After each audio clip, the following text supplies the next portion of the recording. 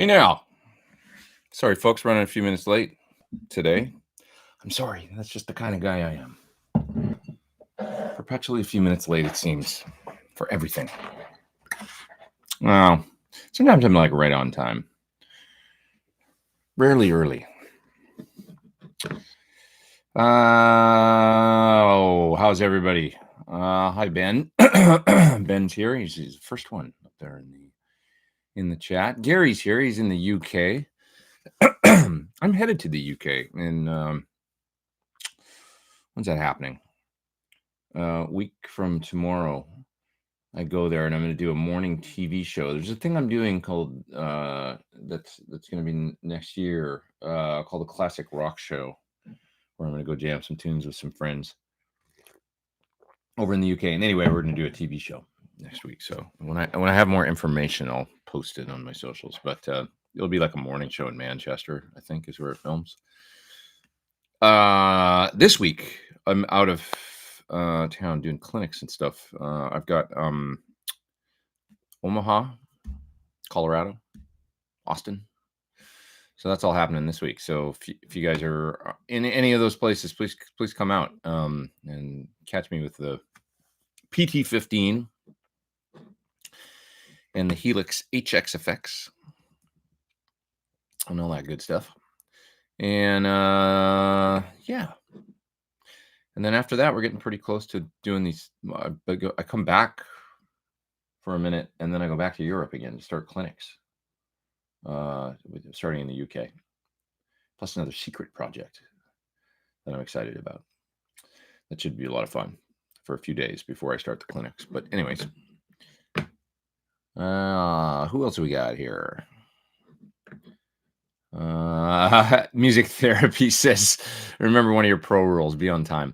I'm not generally late. This is work. I should be more punctual. It's not that I don't take you people seriously. I do. But when it comes to work, I always remember like having a job in a music store and working for this guy, and I would show up right on time. So sometimes when I was opening the door and stuff like that, it was like 10:02 a.m., and the place was supposed to be open at 10. He'd be like,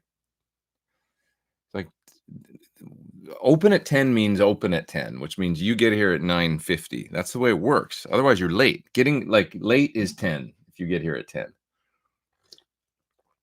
And he kind of gave me a little bit of a stern talking to, and I always took that to heart. I hate being late for work. I do. It just gives me anxiety, like terrible anxiety. But you're right. I should take that into other. You're absolutely right. I should take my own advice and move that into every other avenue of my life.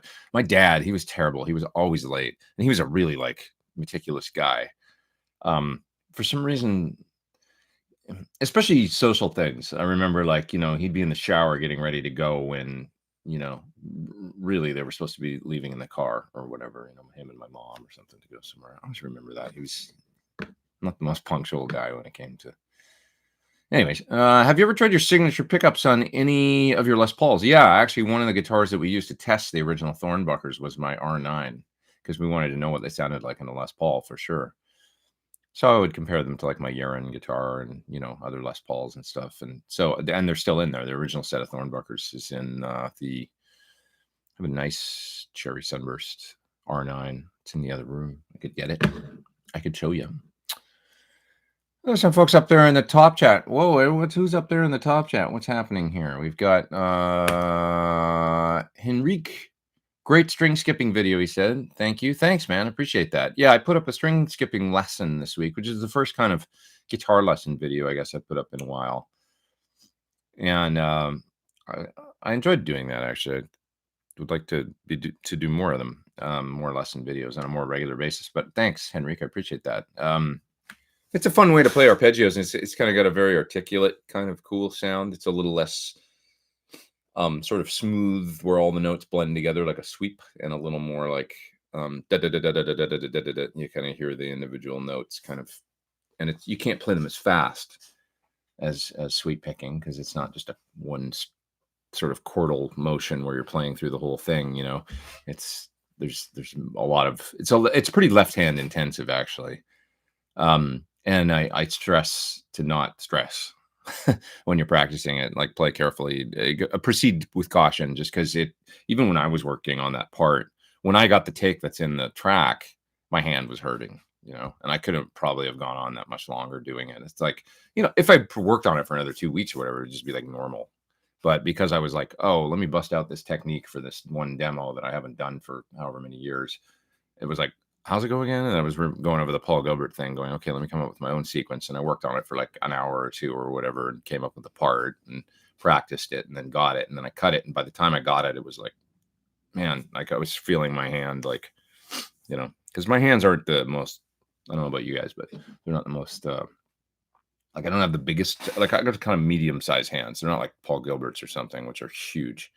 If you've ever seen his hands, his fingers are like really long. My buddy Yogi, that played in Chris Cornell's band, I used to call him Monkey Paws because he had these great big long fingers that were like, he'd come and put his arm around you, and it was like I felt like it was like a gorilla coming in. And he I don't know, he just has hands made for playing guitar. Who's up there? I'm so bad at pronouncing. Ingasio, is that right? I hope so. And you're in Mexico, I think. Could you recommend an audio interface with Sony Philips digital interface or SPDIF output, and with the best headphone amp, or should I have a headphone amp separately? No, I don't think you need a separate headphone amp. My what's got SPDIF? So I get a little confused because the different interfaces have different connectors for the outputs, but you can always convert. Like, so for instance, I think it's SPDIF on the back of the aux, but on the back of the Apollo interfaces, it's, or is it the other way around? Let me look at the back of my aux here. I think this is, this is the SPDIF, which is the RCA style, right? Like, looks like an old RCA connector. Trying to remember. One of the UA interfaces has the Toslink style, but anyway, you can get a converter, I bought it on Amazon, that'll convert between the Toslink and the SPDIF. So that's what I have going from my aux to my UA for the digital input, right? That's what it is. And on my Apollo Twin, it's a Toslink. So coming out of the aux, it was kind of weird. I thought it was weird that UA did that, actually, that they have on their devices, different types of digital ins and outs. It was like, well, obviously a lot of people are going to have a UA aux and a UA. There must be a reason that they did it, but a UA Apollo or something like that, then they're going to have the two, and they're going to want them to work together, and they're going to need this adapter. But anyway, it's not expensive. I mean, I think it was $15, and it was a SPDIF RCA style to Toslink adapter. So my point is, I guess I wouldn't worry about it too much. I would, if you've got something you need SPDIF for, you can just adapt. And I'm an Apollo guy. I use the Apollo 8s, and I use the 8P is my main interface. And I have a original Apollo Twin as well, which I would like to upgrade one of these days, but it's not super high on my priority list because it works good. Thunderbolt one, For other interfaces, I am an Apogee fan. I think they make great stuff, and I'm friends with those people, and I really like what they do. I started it with a PreSonus interface when I was just getting going doing the home recording stuff initially. Well, I bought an M box actually, and then that wasn't working out, and I got the PreSonus not long after and switched to Logic. I thought the PreSonus was great, and and you mentioned a headphone amp. It had a great headphone amp, and it was real beefy and loud. I remember that about the headphone amp. Like, it would drive 2 sets of headphones, no problem, and it struck me as being like real robust. But what I use now and recommend is the UA stuff. I'm a huge fan of the software and the plugins. I have my own UA plugin, so the PT100 Brainworks, modeled version of my amplifier with them. And I'm just a really big UA fan. I think they make great stuff. I don't even think about it now. It's like when you get something and then you start using it and then you forget, but it's so great. Like the B15 or the bass amps, the GK. I use the thing for bass. So I can't imagine getting a better. It's weird. It's like guitar. I'm so picky because I'm a guitar player, and it's like the guitar amp. I mean, the PT100 in it sounds great, but the bass amps, when I plug into it, I'm like, why would I ever even want to mic a bass amp ever again? This sounds. I'm so like a modeling guy when it comes to bass, because I just think there's something about it where it's like not as present in the upper frequencies in the mix, which is where I find a lot of the differences really come, like with modeling and amps. Like when you're really grindy, distorted stuff is where and the exact character and color that you hear prominent in a mix is like that's the stuff that really separates things to me. Whereas with bass, to me, maybe I'm just not experienced enough with bass tone or whatever, or I'm like a novice bass player or whatever. But I feel like the bass, I'm totally happy with the modeled stuff. I don't know.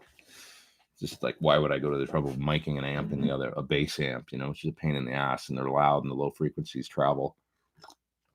I just plug into the UA and pull up either the B15 or the SVT and it sounds like killer to me. So, but anyway, there's some recommendations. I'd go UA and if not that, then look at Apogee and PreSonus. Focus rate, pretty cool too. Okay, moving down. Coming to France anytime soon, says Pierre. Actually, I am. So there's going to be a clinic there, and it'll be in September. So it's coming up pretty soon. I don't know when they're announcing. I got to talk to them actually about. I just like to make sure that clinics are announced at least a month out, and I feel like we get pretty close sometimes on these ones. And so I want to make sure that that's happening. You're reminding me to send an email about that. I'm going to do that right now. This is how I do that. Remind me at 4:30 p.m. to send an email about announcing the European clinics. Okay, I'll remind you. I have about 100 of those in my phone every day, and that's how I don't forget things. Yeah. It's been 90 plus degrees in Colorado lately, says Chris. I know it's hot everywhere, right? All the time. It's bonkers. It's bonkers. Chris Sherwood says he ordered a set of Thornbuckers for this is interesting. For his PRS, but they don't fit the pickup surrounds. Does Sir have cream surrounds that will fit? Contacted Sir, but they've not gotten back to me. Cream surrounds that will fit.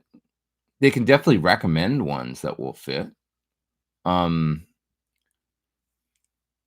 Chris Sherwood. I wonder if you could just I don't know how I can help you out with this. Customer service, CS at sir.com. That's who I would hit up and ask. You can also call. There's if you call and get the number, you could call during the office hours, business hours. They do break for lunch, but other than that, they should be there. I'm sure somebody could tell you that. If you have more trouble, though, just send me an email and contact form on my website. I'll see if I can help. But I'm sure they can help figure it out. I wonder why they don't fit the surrounds. Is it like because they're a standard size humbucker, really? So they should fit. I mean, like the rings on my signature model. I wonder if you can get cream ones because we don't. Do I have? Oh wait, the ones on my gold guitar are cream, aren't they? Yeah. So yeah, we've got cream ones. I would think they could help you out. Sorry. I know, just be patient. It's hard to get in touch sometimes because they're in there understaffed and making guitars all day long. When they're busy, it's a quality problems, but they're always working hard. So sometimes it takes a minute for them to get back. Hi, can you play music from your pedalboard 2014? That's from Radoslaw. You want me to play that right now? There's no way I could pick up a guitar and play that piece right now. I'd have to go over it and learn it and make all the presets and stuff because it's not even the same pedal board anymore. But I was really happy with that track. That was a fun one to come up with, and it's like I should have put it out as a single or something. That song, I think, but I never did. Jerome from Edmonton's in the house. What's up, homie? Else got music here. And let's see. Big shout out to Sir Guitars and pointing me to where I could get the Wilkinson bridge with the locking saddle, says Craig. They didn't have to do that, and I really appreciate it. That's cool. Yeah, that bridge is out now. They have them sometimes on their site, I think, for sale, and then other times maybe they just steer you to Wilkinson, I would think. Let's see. Andre's here in the house from Brazil. What's up? He says, all the love from Brazil. Thanks, man. Recently we bought a Sur Eclipse and Sur Coco Boost. What other do you think that would be better? Oh, what order, excuse me, do I think that would be better? Coco before or after Eclipse? I'd run the Coco. Well, if you want to make the Eclipse like really sing for a solo sound, I would run it before. Before the Eclipse, run the Coco Boost, and then push, for the mid boost, and it's going to send it into a real singing, searing kind of, like that mid kind of focused drive. If you put it after the distortion, I don't think the mid boost would work that well. You never know. It depends on the amp you're running into and stuff, and how you've got it set. But I think the best way it would probably sound is if you ran it on the in front. The clean boost could work either way, either in front or after, work well. But yeah, I would put that pedal in front, kind of thinking about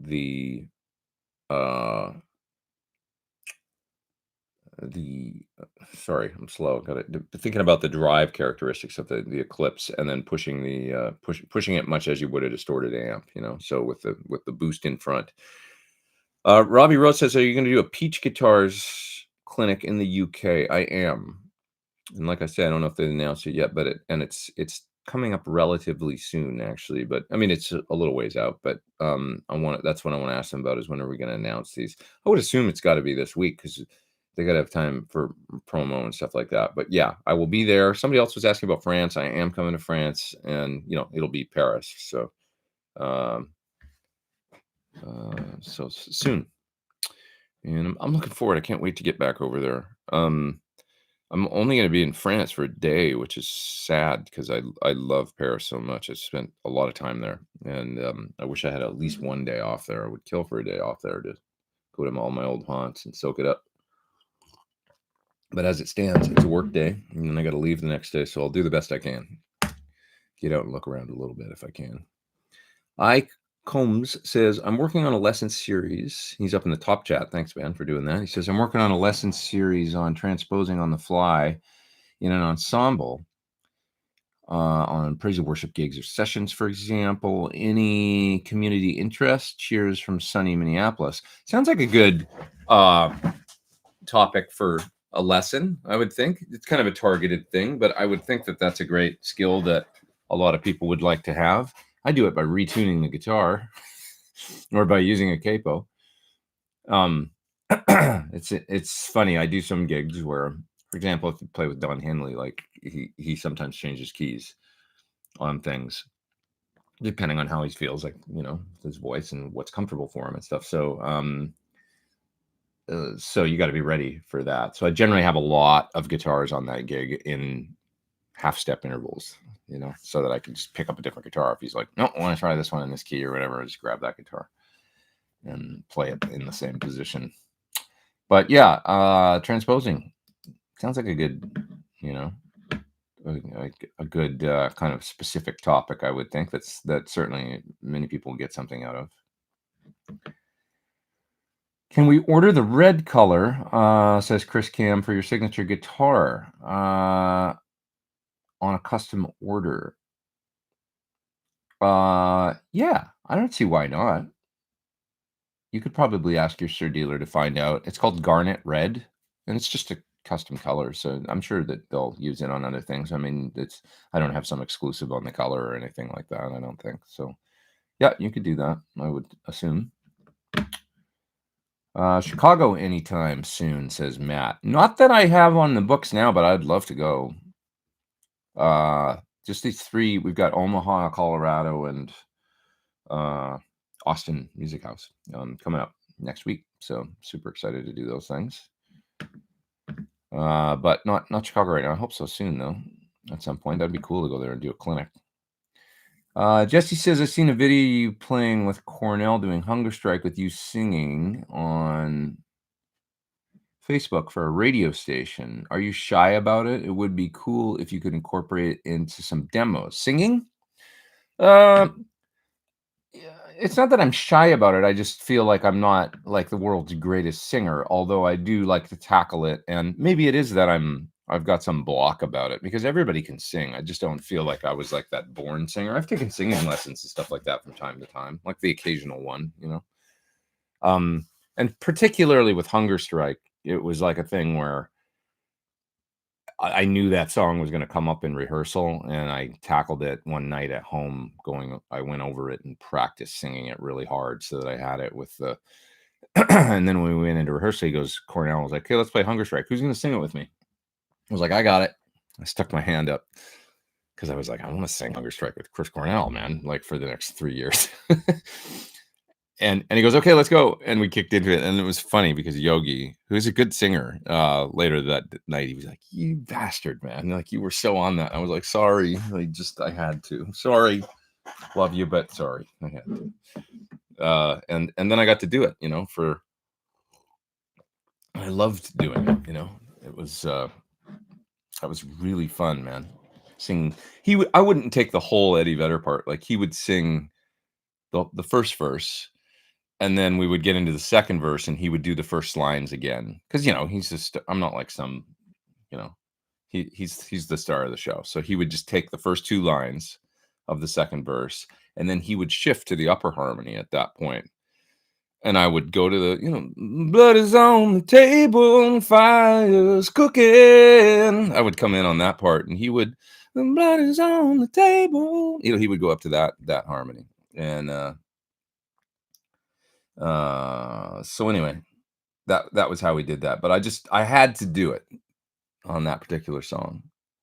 And it was great. I loved doing it. I loved, for a minute just playing. I just played rhythm guitar on the song and Yogi kind of took the the other parts and stuff, and I could just settle into the mic and close my eyes and try it was like a real fun exercise. And because we were always on in-ears and stuff, so I would just have him real loud in my ears and I would just try and lock to him as best I could and do the best job I could with it. It was fun. Yeah, it's good memory singing that. Get to do that one more time in 2016 when I did one more gig with him and stuff, and we did Hunger Strike, and it felt great. I remember singing that song one more time with him. Let's see. Andre was in the top chat, but he asked the same question. It's a blue box. I'm not sure. So he did it twice in the top chat. But anyway, Sir Cocoa Boost Duel before or after Sir Eclipse. I said before. That would be my pick. And I'm way behind now in the chat, so I'm just going to move down a little bit. The Tone King is in the house, and he says, interface-wise, I'm between Focusrite and the new, what's it called? IKM, Axe In and Out, which looks promising for guitarists. Oh, that's interesting. Yeah, there's some guitar-oriented ones for sure that, and Chicago Guitar Skeptics here as well. What's up, guys? It's nice to see you in Germany a while ago. Okay, Christopher says he has a reissue Strat, and this is from Christopher Post, and he thinks it has a 7.25 radius. I'm realizing I like 9.5 or 10 on a Strat. Do I have any thoughts or suggestions? Well, you could have a competent tech re-radius your fingerboard and refret. That's a lot of work. You could also order a replacement neck. If it's a Strat, it's a reissue Strat, I think Warmoth does Fender licensed headstocks and all that, so you could get if you're like, I love this guitar, it's really good, but not crazy about the radius, you could maybe try that route. That would be stuff that back in like the 90s we had no qualms about. I remember you just like, yeah, I'll get a Warmoth neck and pop it on there, just like maybe try something like that, like order it to your exact spec. I mean, you could get a roasted bird's eye one or get something different, and it might be like, oh, this is awesome, but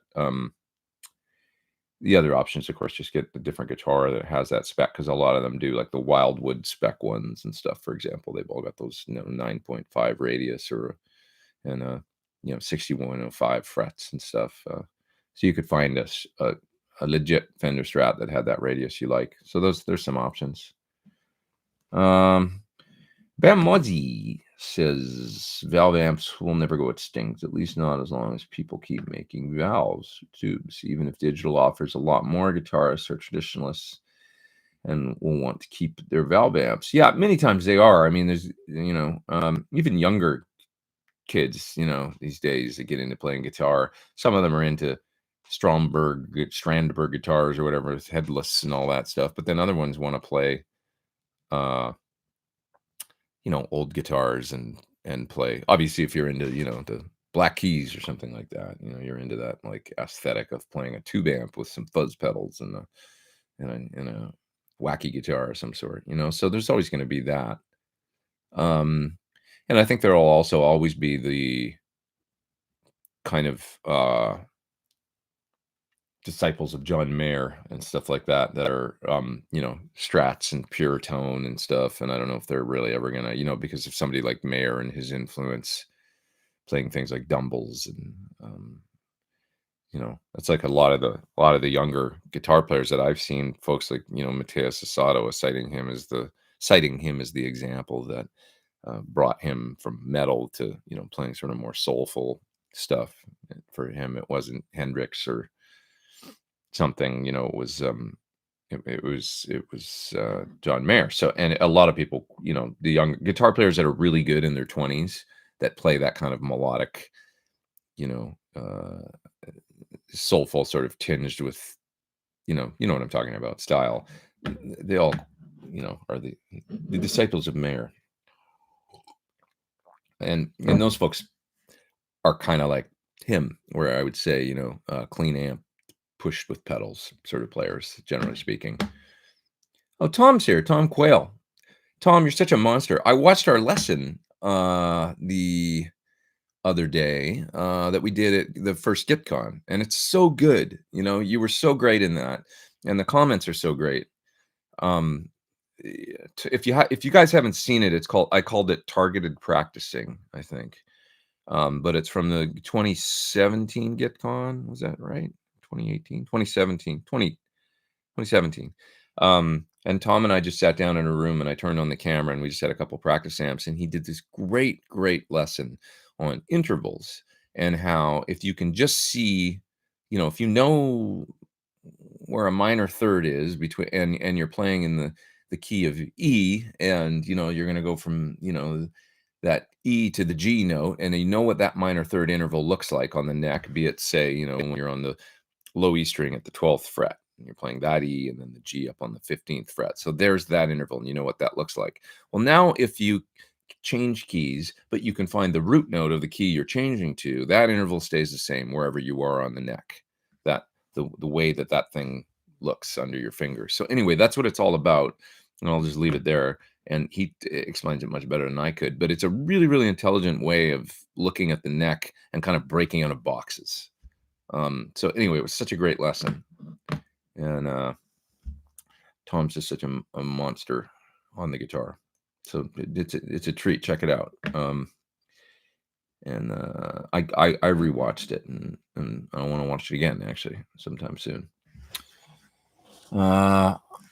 I'm gonna back up just a bit more in the chat because I feel like I'm probably missing folks. It's funny, I miss people sometimes that come in and stop in. And Brandon says Bell Epoch or Dunlop Echoplex. Geez, I like them both. I didn't have enough time with the Catlin Bread pedal, but it sure sounded cool. It had a neat thing when I used it with Dan from that pedal show on that one.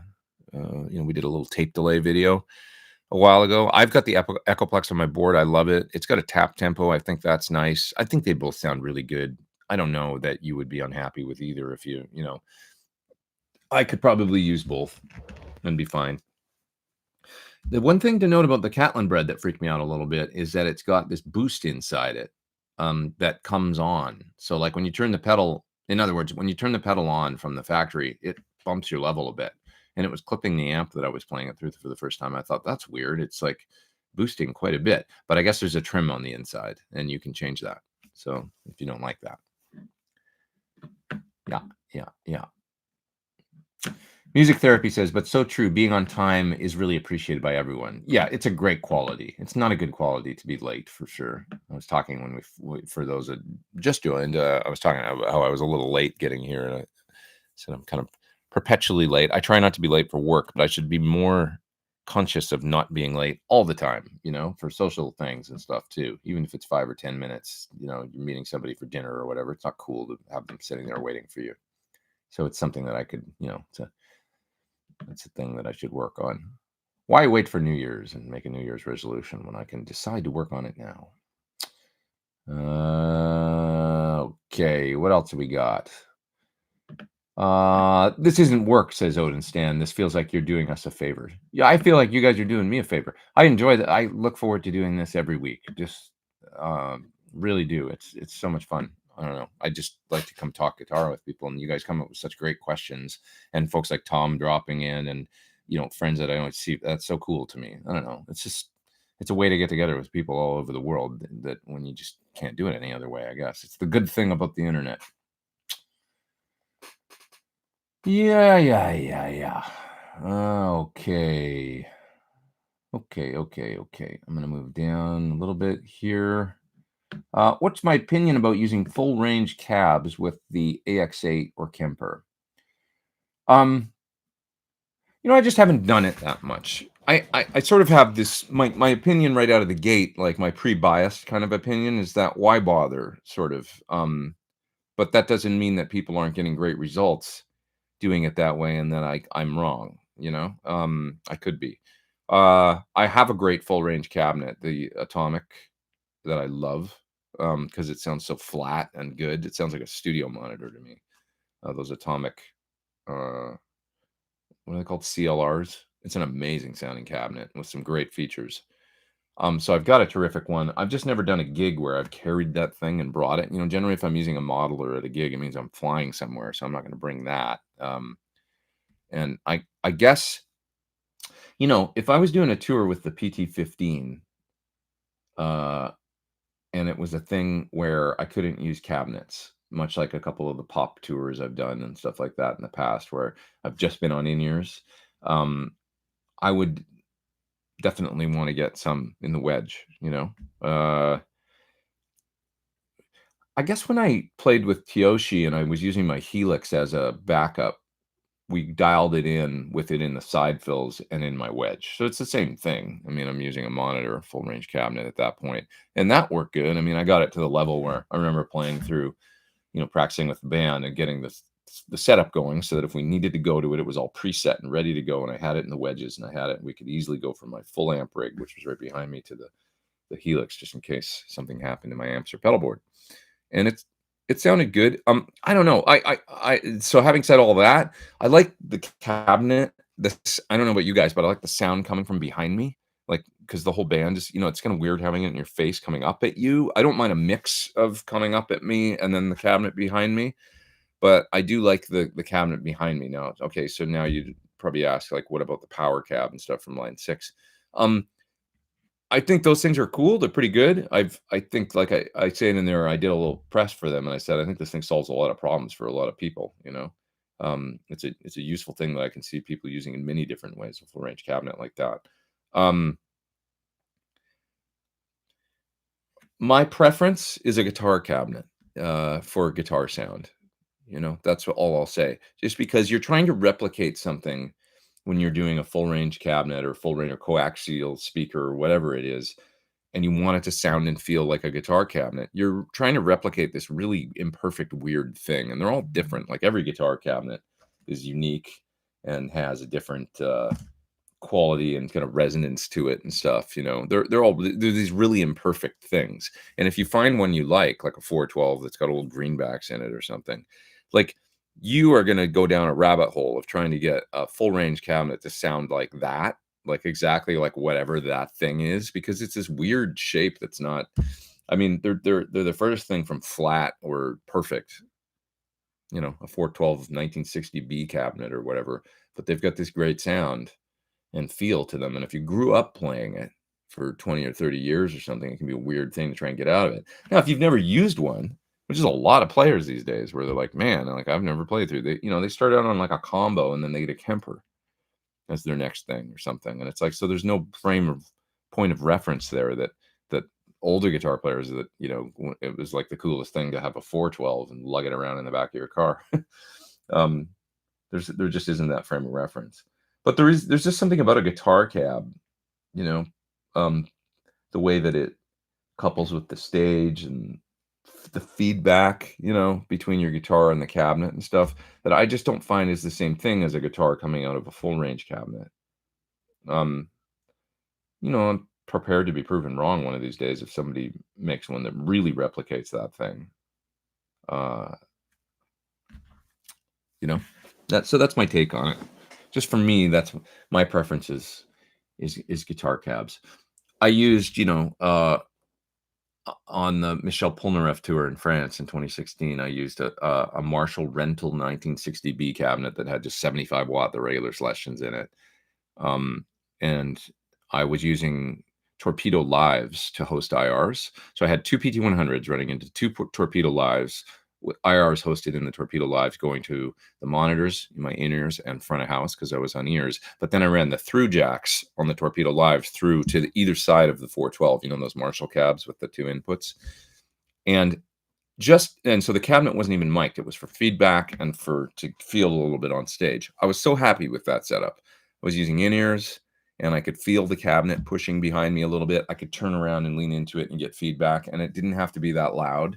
And that was just like, I'm done. That's all I needed. Whatever Marshall cabinet they had, because I couldn't even really hear it that well. I could hear it a little bit, but I've got the in-ears in, and that's the main thing I was hearing was the impulse responses in my in-ears.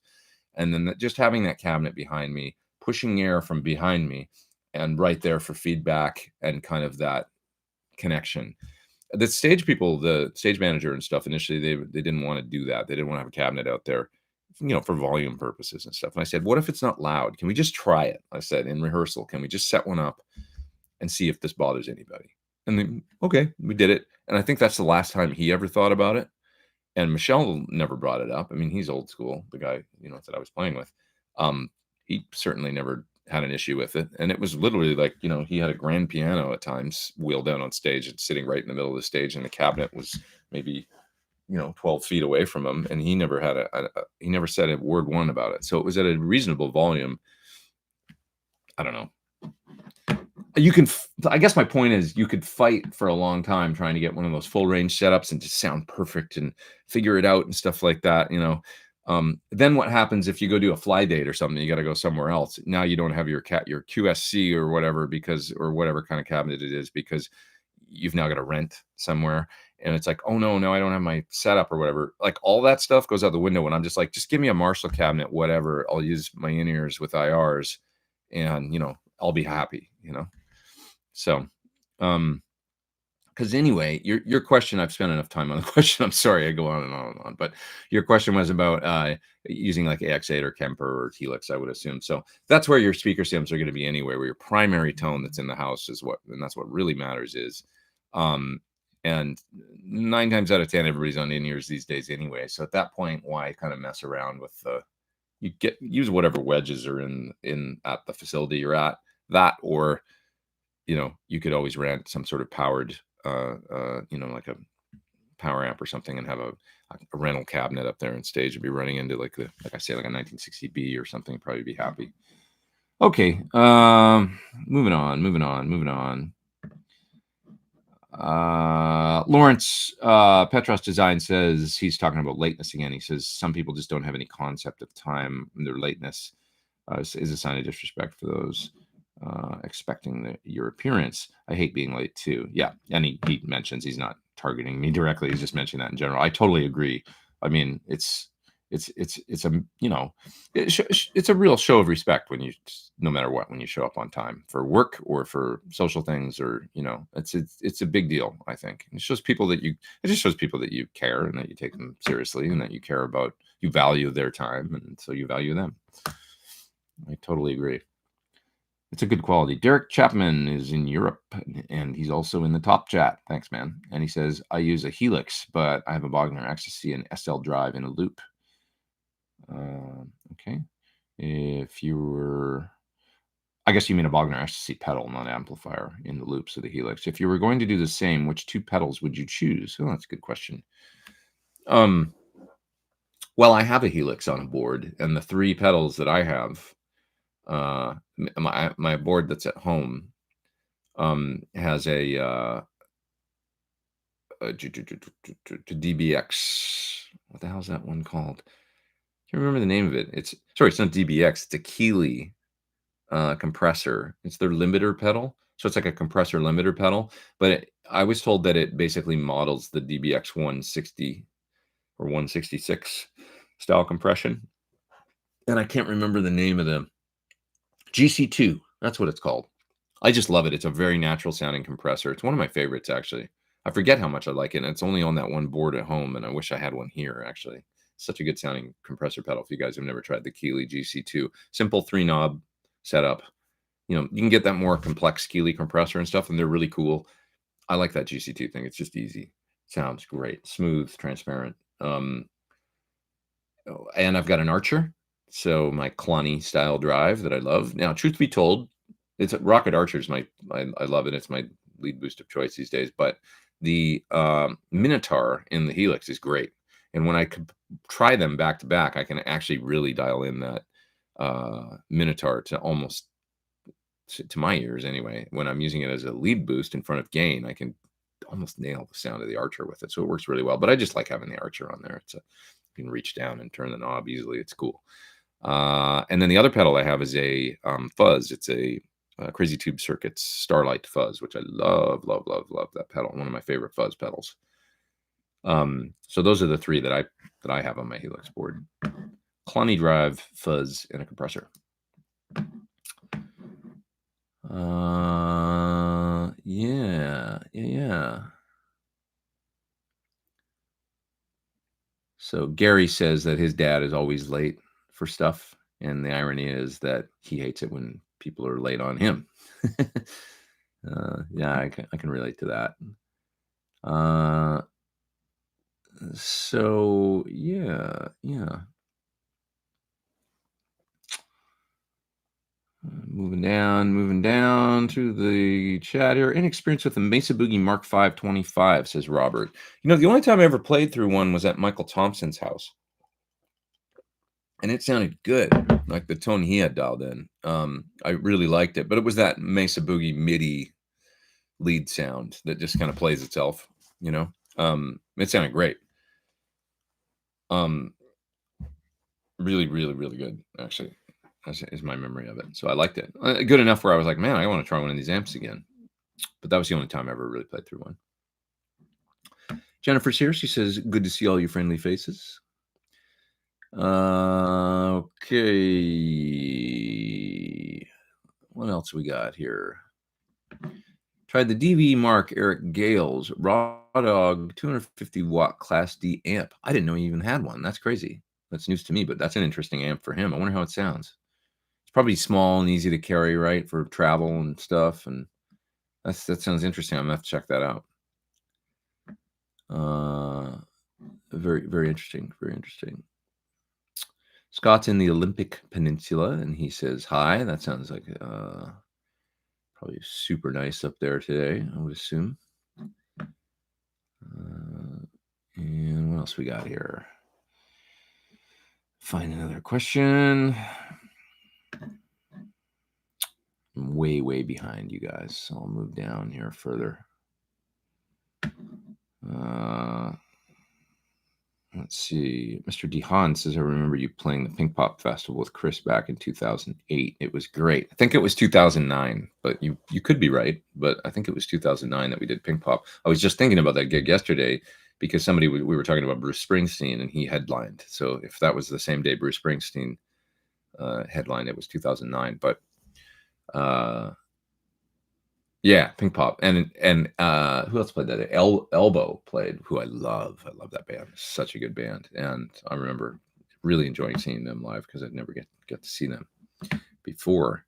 Have I checked out the 2.8 update for Helix yet? I haven't. You're just reminding me I should do that today because I got my Helix rack in here. I should do that and try some of the different pedals and amps.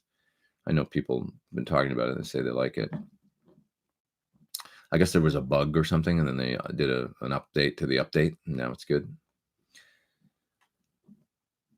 The aux has both coaxial SPDIF as well as toslink optical outs. I don't know that mine does. Are you sure? I don't know if I can look at it very easily right now. I think. Okay, I'm gonna try. Just one sec.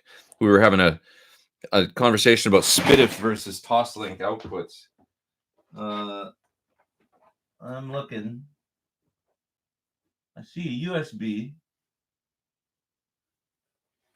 Yeah, not mine. Maybe that's a new thing that they've done, but not mine. Mine's just a SPDIF. And I got one pretty early on, so maybe they've changed it. So that's interesting to know. Yeah. Happy Sunday, Canada, says SD Design. Keep going down here, find some questions. The reason that tube amps were used when electric guitars took off is because the transistor wasn't around, says Bam Mosey. Yeah, that's true. Transistors came in around, I guess it was mid-60s, right? And the first designs you saw, I don't know, companies like Vox and stuff come up with transistor amps pretty quickly in the late 60s. After that, Pete, can you share what you're doing at Wildwood this week, says Chris. I'm just stopping by there to do a video, I think, and I don't know what it's going to entail. It's probably like something to do with my amp, I would assume, where we talk about the PT15 and stuff. So the clinic is not happening there, but I am going to go there. I'm interested to go there because I've just never been, so I'm going to stop by for a visit. But there's been talk of them, every now and then they do Wildwood spec. They're where they like to order a guitar with a certain spec, and there's been talk of them wanting to do maybe like a Wildwood spec limited version of my guitar. So it's not a thing that's decided on yet or anything, but it's an interesting idea, and maybe we bat that around to talk about what that would be like. I think it's an interesting idea. Yeah. Jennifer Preachy says, I'm shocked Canada hasn't tried to Brexit from North America. Well, it's not really the same thing. So it's not like we share the American currency up there in Canada or any economic, beyond whatever's going on with NAFTA and stuff like that. Now it's the thing with Europe is that central government having control over the, right. And Brexit, it's a different deal, but you're probably just making a joke. I'm sorry. But yeah, the lack of control over the, economy and, fluctuation of the euro and probably things like immigration and stuff is what all the Brexiters cite as the reasons, right, for their, but anyways, I'm not touching that with a 10-foot pole. I am going to be in the UK quite a bit, though, over the next little while. And I have thought about that. Like, okay, what's going to happen now? I hope this goes well because I'm going to be there for a minute. I hope there's not like bread lines all of a sudden or something like that, or where we can get food and medicine or something. If the whole no deal Brexit thing, that scares me a little bit. So we'll see. Is the compressor something you place first in line? Well, that's from Mr. Dehan. There's no hardcore way to do it.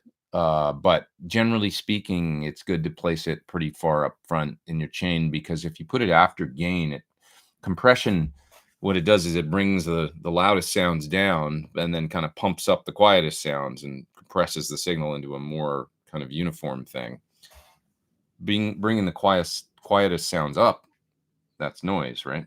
When you think about the noise floor and any kind of hiss and stuff that things like pedals contribute to your sound, if you put the compressor further down the chain, it's going to be lifting a lot of those sounds up. So that's a reason why you kind of want to keep it, further up in the chain, close to the front of the chain. China Guitar Skeptic. I was going to say Chicago Guitar Skeptic. That would make me like, well, what does that even mean? skeptical of like, I don't know about that Buddy guy. No, I would never feel that way. China Guitar Skeptic, sorry. He says, hey, asked before, but the chat goes by so quick. Oh, you're asking about the video we did. Did you get to see our TGU demo of the PT15? I did, and it's great. I should have commented. I'm sorry, and I will. I'll go do that. But it turned out exactly like I had hoped it would, where we're playing in the beginning. If you guys haven't seen the China Guitar Skeptic, the video I did with him at Toman and with the PT15, it's really cool because it was very off the cuff, and he had a recorder in the room, I think a Zoom or something like that, back in the room, just with the mics.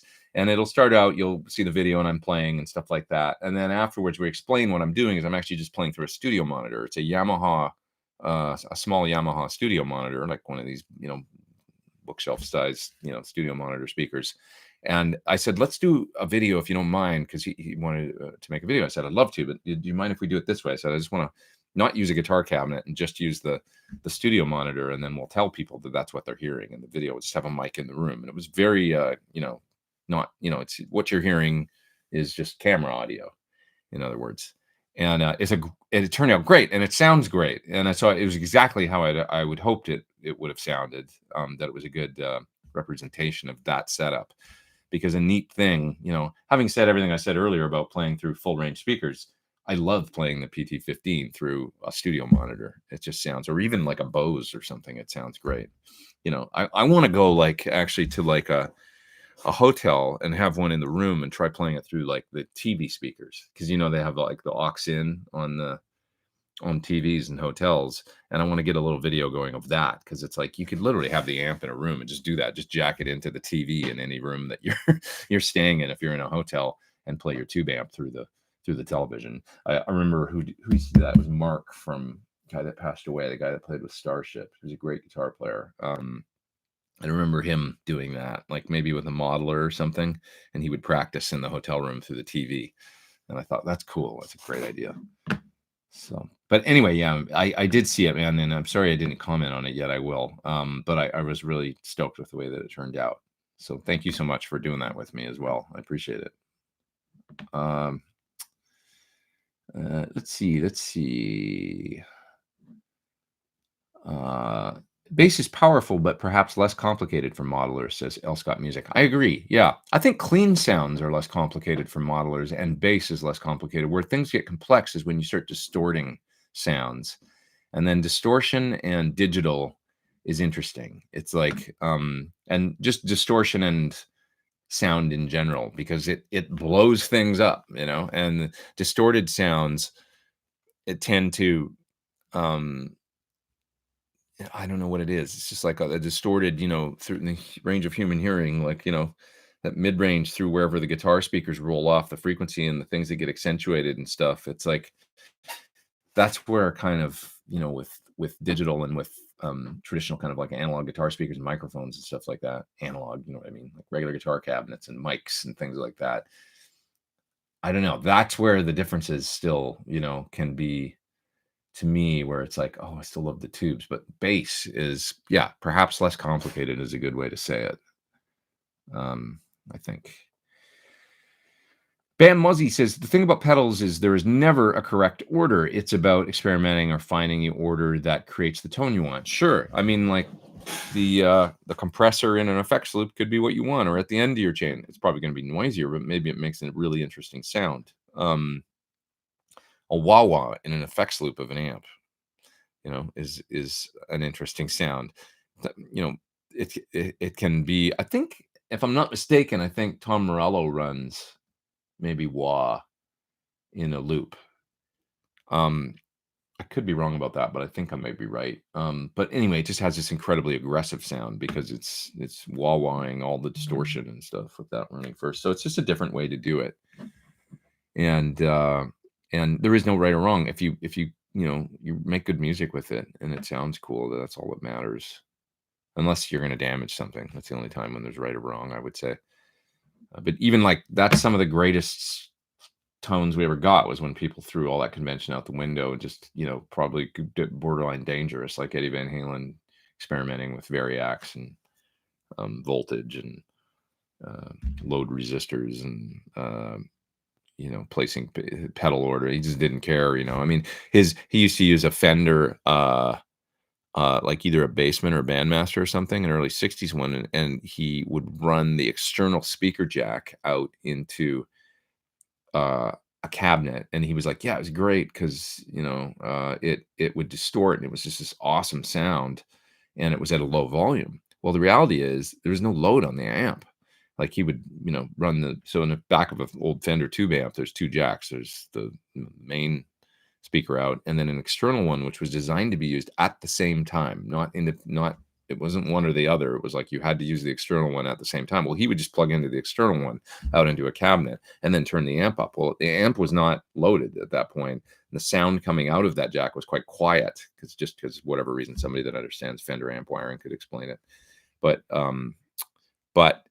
he never blew it up, I guess, and it sounded great. And I've tried it, and I was like, okay, I'm gonna experiment with my old Bassman. I have a 66 Bassman. Stupidly, I probably could have blown it up, but it does work, and it does sound cool. So sometimes the wrong thing can be great sound, but that's kind of like harkening back to the days of people are more cautious now and stuff because, I don't know, lawsuits and warranties and stuff that, in the 60s and 70s, people didn't care so much, I guess. Rico USA is in the top chat. Thanks, man. He says, I loved your studio video part 2 highlighting your gear. Can you provide a brief explanation of how you use the Friedman buffer bay and the why not and why they are both needed? Sure. I'm going to do that 1 second. David's in the top chat here, and he says, I'm just going to answer his question, and then I'm going to answer the one about the Friedman buffer bay. David is in. Thanks, David, for doing the top chat. He says, you've mentioned several times about sharing your Logic template with Chris Cornell. Can you either describe or share your Logic template? It was really just, I got him the same plugins that I had and the same drum programs and stuff. So he had Steven Slate drums all set up. He had Steven Slate plugins like the virtual mix rack. And then later on, he got other stuff that, that I didn't have. But I started him out. I set up his laptop with basically I bought a laptop. Like he sent me to the store with a credit card and said, can you just do this? And I was like, yes, of course. And I went to the store and I bought him an Apple laptop, 15-inch, and got him set up with plugins and installed all the plugins on his laptop and basically did a duplicate of my setup, which was Steven Slate drums and the Steven Slate plugins and stuff, and I just started there. Did I get anything? Oh, so he had a UA hookup as well, which I helped facilitate. That's right. And he got an Apollo, and he had all the UA plugins. So I remember installing all that stuff too, and getting him set up with he had an Apollo Twin, right? Yep, he had an Apollo Twin, and he had a Apollo 8P. Just like mine, right? So same interface, the same everything, basically duplicate. Originally, when we set up his studio, it was like he literally got the same desk as me and the same monitors. We got Adam A7s, which he liked, just like I have, and we got him UA 6176, an A2D from API, 2-channel mic pre. Anything else that I had? A Torpedo Live from 2 Notes, because that was my main load box I was using back then. So we got him one of those, and we plugged it all in. I wired it all up and had it all dialed in and stuff, And he had an old laptop then that he was using, which I dialed in. Then that laptop died, I remember, and he said, "Can you get me a new one and just reset it all up?" And I said, "Sure," and went and bought him the new laptop, set it all up. And so in the Logic template, all it would have been was channels that were, labeled like, guitar, 1, 2, 3, bass, whatever, Steven Slate drums channel, where it would pop up with a drum kit. And I had dialed in a kit. And I remember going to listen to Super Unknown and like listening to drums and stuff like that and trying to dial in a Soundgarden style, like, kit that sounded cool. Because when I bought that computer, he was mainly going into writing songs for a new Soundgarden release. And trying to set up a template, that was so that when he opened up his computer and opened up a new session in Logic, he could open up a fresh template and it would have a drum kit all dialed in, and I would have like the plugins on every channel, the Steven Slate plugin on every channel, with just like nothing enabled, but like all set up and ready to go, so he could tweak compression and tweak like whatever he wanted, just like that kind of thing. And that's it. It was basically that. Maybe a bus with a reverb and a bus with a delay. I think I have to go look at the template. I have the template on my computer. I can't remember exactly what was in it. And that was it. Just a simple, because my whole thing is always like less from point A to point B, the most creative thing that you can possibly, like nothing in the middle of your creativity to get in the way. Just have something you can open up and you can be making sounds. I want a bass sound, and you can get a bass sound within like 2 minutes. I want a guitar sound, you can get a guitar sound within 2 minutes. I want cool drums, you can get some drum beats going within 2 minutes, So that was it, really. And, I've since moved on to using I still use the Steven Slate drums, but I like Easy Drummer and Superior. I use that a lot now. So I probably would have given him that too, said, hey, you got to get into this tune track stuff, and because it's so easy and sounds great, and the patterns and the tap to come up with the drum pattern grooves and stuff is so cool in the tune track stuff. He used Native Instruments a lot and got a bunch of the Native Instruments drum stuff going, and I never had any of that stuff. So okay, so now that's enough about that. You were asking a question about Rico USA was asking a question about the Friedman buffer bay. So what I do is in my studio, and this is once again speaking to the point of making your studio so that it's really easy whether you're practicing or recording songs. I plug my guitar into a RJM Why Not. So the guitar goes into the Why Not, and then it has an A and a B output that I can turn on. You can hear it under my desk. Those are the A and the B outs. I can turn them on independently. The A output goes to this side of my desk over here, which has a Helix and an Axe Effects and a Geddy Lee bass preamp. And it's just got a cable running to the inputs of those. And I can just flip that cable depending on which of those units I want to use. So right now it's plugged into the Helix, and that's my main kind of bass thing that I record bass with a lot if I'm not using the UA plugins. And the outputs out of the Helix and the Axe Effects and all the stuff on that side of the desk show up at a patch bay over on this side. And I can just take a cable, one of these, and run it out of the Helix out or the Axe Effects out or whatever, and plug it right into an input on my recording interface. Those show up on the bottom row of my patch bay. And now I enable a track in Logic, and I'm ready to go. I'm recording with the modeler now. Okay. I also have the Helix there with the tuner on all the time, so that even if I'm going to use the other side, which I'm going to tell you about now, I can have the tuner running. So both the A and the B out feeding, the A out's feeding the modelers over here, and the B out's going to feed the other side. I'm going to tell you about the A out feeding the modelers can serve as an always-on tuner as well. So the B out runs underneath my desk, comes over to the other side of my desk. It's over here, and you see it in my pedal videos. There's a Friedman buffer bay I've mounted to the side of my desk here. And that's just to facilitate, basically what I'm doing is using it as a way to get the pedals plugged in on my desk when I'm doing pedal videos. So the cable comes out of the B output, goes into the back of the Friedman buffer bay. And then I'm actually using the buffer on the buffer bay because I feel like just a little bit of extra. It's a great buffer, Cornish style buffer. It sounds good. I'm using the buffer in the Why Not too. So I've got a buffer there, and then I got a buffer over there, and there's a fair amount of cable running between, but I don't know. It's just an extra measure of buffering. So, God, it sounds more complicated than it is, but the B output feeding the Friedman buffer bay, then I can plug a patch cable out of that, which I have like right here. So this is coming out of the buffer bay on this side of the desk. This will go to the input of a pedal. Okay. Then I've got the output of the pedal right here. That goes back into the Friedman buffer bay and then can go over there and feed the amp rack. Okay. So that'll go into the amp Pete switcher, where I can switch between up to 8 amps.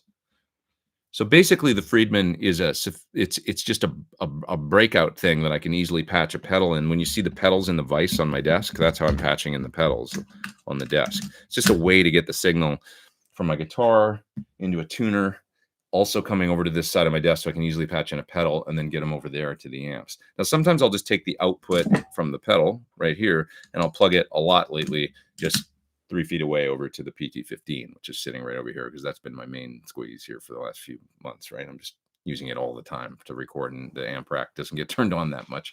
But if I want to play through the Plexi or you know, the SL68 or the 71 Marshall, the divided by or whatever, the Hedgehog, I can get into one of those really quickly too. So it's just a way to do that stuff. So that's what I use the buffer bay for on the desk. Do I have to do that? No, I could probably just have like a cable coming right out of the B output and have all the amps on the switcher, and the cable coming out of the B output from the RJM could feed the amp switcher and go right to all of those directly. I guess that would be, you know, but then how do I get into a pedal on my desk, you know? So anyway, there you have it. I hope that makes sense. I hope. I'll shut up now for a minute and look for another question. Just saw a SD Design says he saw a Journey cover band called the Journeymen. That's a great name for a Journey cover band, and they rocked. I wish Shure gave more documentation with their guitars than just a slip of guitar spec paper and gig bag for an expensive guitar. That's Renaissance Man. What would you want? I wonder. Like, I can pass that on if you want. What do you think? What would you rather see? Like a setup guide or something? I guess that was nice when Fender used to give people setup guides and things, you know. I always like that kind of documentation. But they have videos and stuff on their website, you know, that you can go watch, and that's how most people do it these days. I guess maybe they feel like everything's moved that way anyway. Pete played any of the Solar guitars? If so, what was your takeaways on them? I have not. Sorry, I have not. That was one bat. Let's see. My fairly new Sir Modern has fret level intonation issues. Fret level intonation issues. Does Sir warranty cover repair? Absolutely. You've got a lifetime warranty on that guitar. That's Renaissance Man. So yeah, hit them up and tell them you're unhappy with something. Have them look at it. Once again, cs@sir.com, customer service. So cs@sir.com. Send them an email. Give them the serial number of the guitar. You could always, you know, copy your dealer on that email or something, and somebody will get back to you for sure. But yeah, you got a full warranty on that sucker. And there's probably information on their website, I would assume, about that. But if you're feeling like there's something that's not quite the way you want it, check in with them. They'll make it right.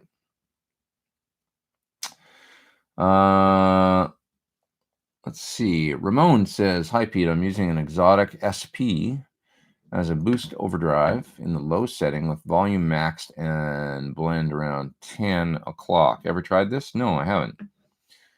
I figured more gain or overdrive is a form of compression.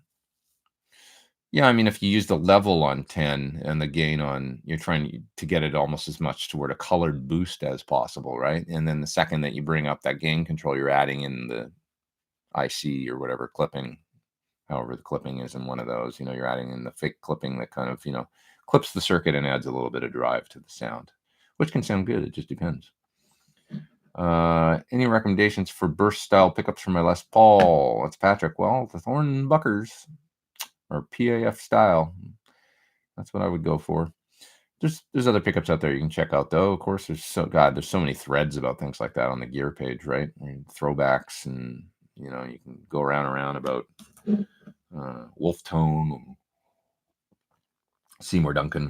It's, you know, the reality is it just depends on the color you want. A good old Seymour Duncan Antiquity is not a bad thing, or 59s for that matter, you know. But the Antiquity or Seth Lovers, they kind of started the trend, I feel like, when Seymour came out with those, like the real, they were sort of like the first, or maybe one of the first, like boutique pickups, I would say, arguably, the Antiquity, because it was almost like a different line, his Antiquity line, and it was like, you know, they were hand signed and whatever, like a little more low numbers, if they're probably a little more money, I don't know. And I got Antiquities in they're in my wine red Les Paul. That guitar sounds really good. They were, you know, brighter and chimier and all that stuff. And anyways, he still makes those pickups. They're still good. But, you know, our take on those is the Thornbuckers, of course. Okay.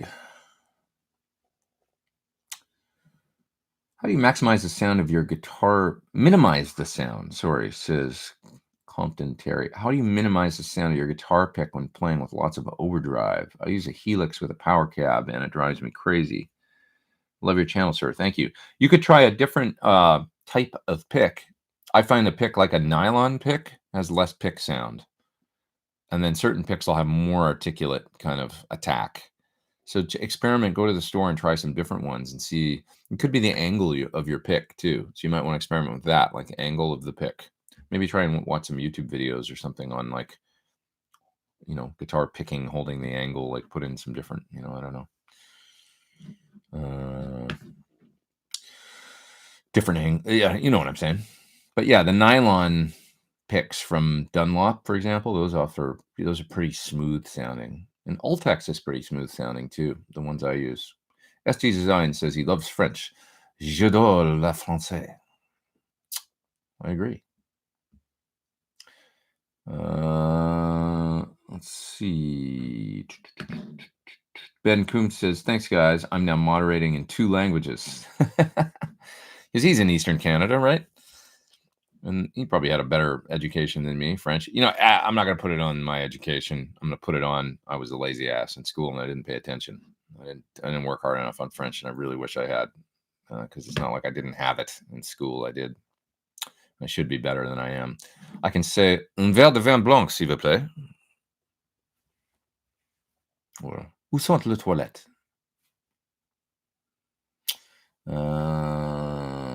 Great to hear you're going to Peach again. I missed your last visit, says Mark. Yeah, come on out. It's going to be fun. I'll just speak about the clinics for a second. Going into these Europe clinics as well as the upcoming 3 I've got in the US next week. I'm going to try cutting a new tune, which I have to practice today, make sure I've got it. But if anybody's seen one of my clinics before, I track a song in the clinic. Well, I came up with a new song. And I'm using this time the PT15, of course, coupled with HX effects for some effects, and kind of trying to show, because I really enjoy using those 2 things together. I love how simple it is and how little the HX effects is, and it just works really well with the PT15. So I've combined them into the one clinic, and still might use some Sur pedals and stuff like that and plug them in, but this is just working great. And so I'll be tracking this song, and it's got some basically like a compressed kind of clean sound with delay, and then I go and I do like a kind of a funky kind of cool clean sound, and then I go in and do a straight up kind of dirty rhythm thing, and then I've got like a synthy bass thing that I track in there, which I think is really a fun thing that you can do in the Helix stuff, is like the kind of synthy fuzzy stuff that is a different kind of thing for it sounds like a weird pedal for sure. And then a couple of solos and stuff like that. And so, and showing how of course, it will channel switch the amp and works well with the amp. So you're getting a good kind of demo of both the amp, the IRs, and all that good stuff, as well as the HX effects actually in the clinic. So that's what it's going to be. So yeah, if you come to the Peach Clinic and you said you didn't see my last one, if anybody saw the first one, this is going to be different, be a different tune, there'll be some different things for sure. Yeah. Okay. What? No police shirt today, says Chris Schultz. Well, I can't wear it every day. It stinks. It's in the wash right now. Adam's giving Tom Coyle props. He says, you're amazing. I hope Tom's still here. I don't know if he's still around. I probably lost him when I was talking about patch bays. He's probably like, forget this. I got music to go make. I would love to see some Japanese in the chat. That would be nice. I've always had a thing for the Japanese culture and language. Me too. That was music therapy. Yeah. Occasionally some people show up and they write in hiragana and they try and get me to read it, and I feel embarrassed and shy, and I can't do it because I'm too slow.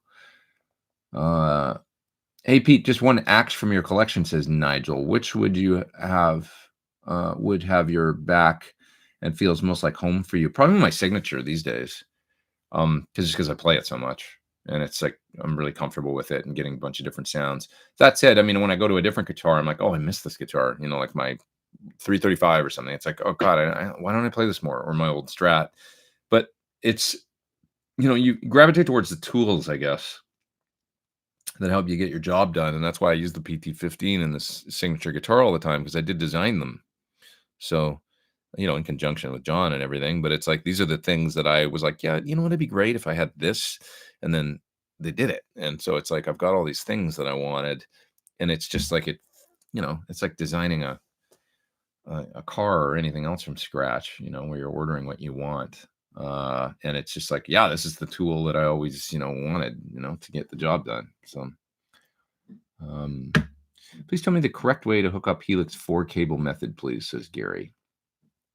Well, there's a lot of info about that online, and there's no right or wrong way exactly, but I'll tell you how I would do it, and I'll try and make it as quick and simple as possible. So basically, plug your guitar into the Helix guitar input. You're going to take effect loop send 4 out of the Helix, and you're going to go to the input of the amplifier. You're going to take the effect send out of the amplifier to effect loop 4 return on the Helix. And then you're going to take, did I say it right? Guitar into the Helix, effect loop send 4 out of the Helix to the input of the amp. Send of the amp's effects loop to effect loop 4 return. Output of the Helix to the return of the effect loop on your amplifier. If you're running in stereo, you'll run both outputs of the Helix to both effect returns on 2 amplifiers.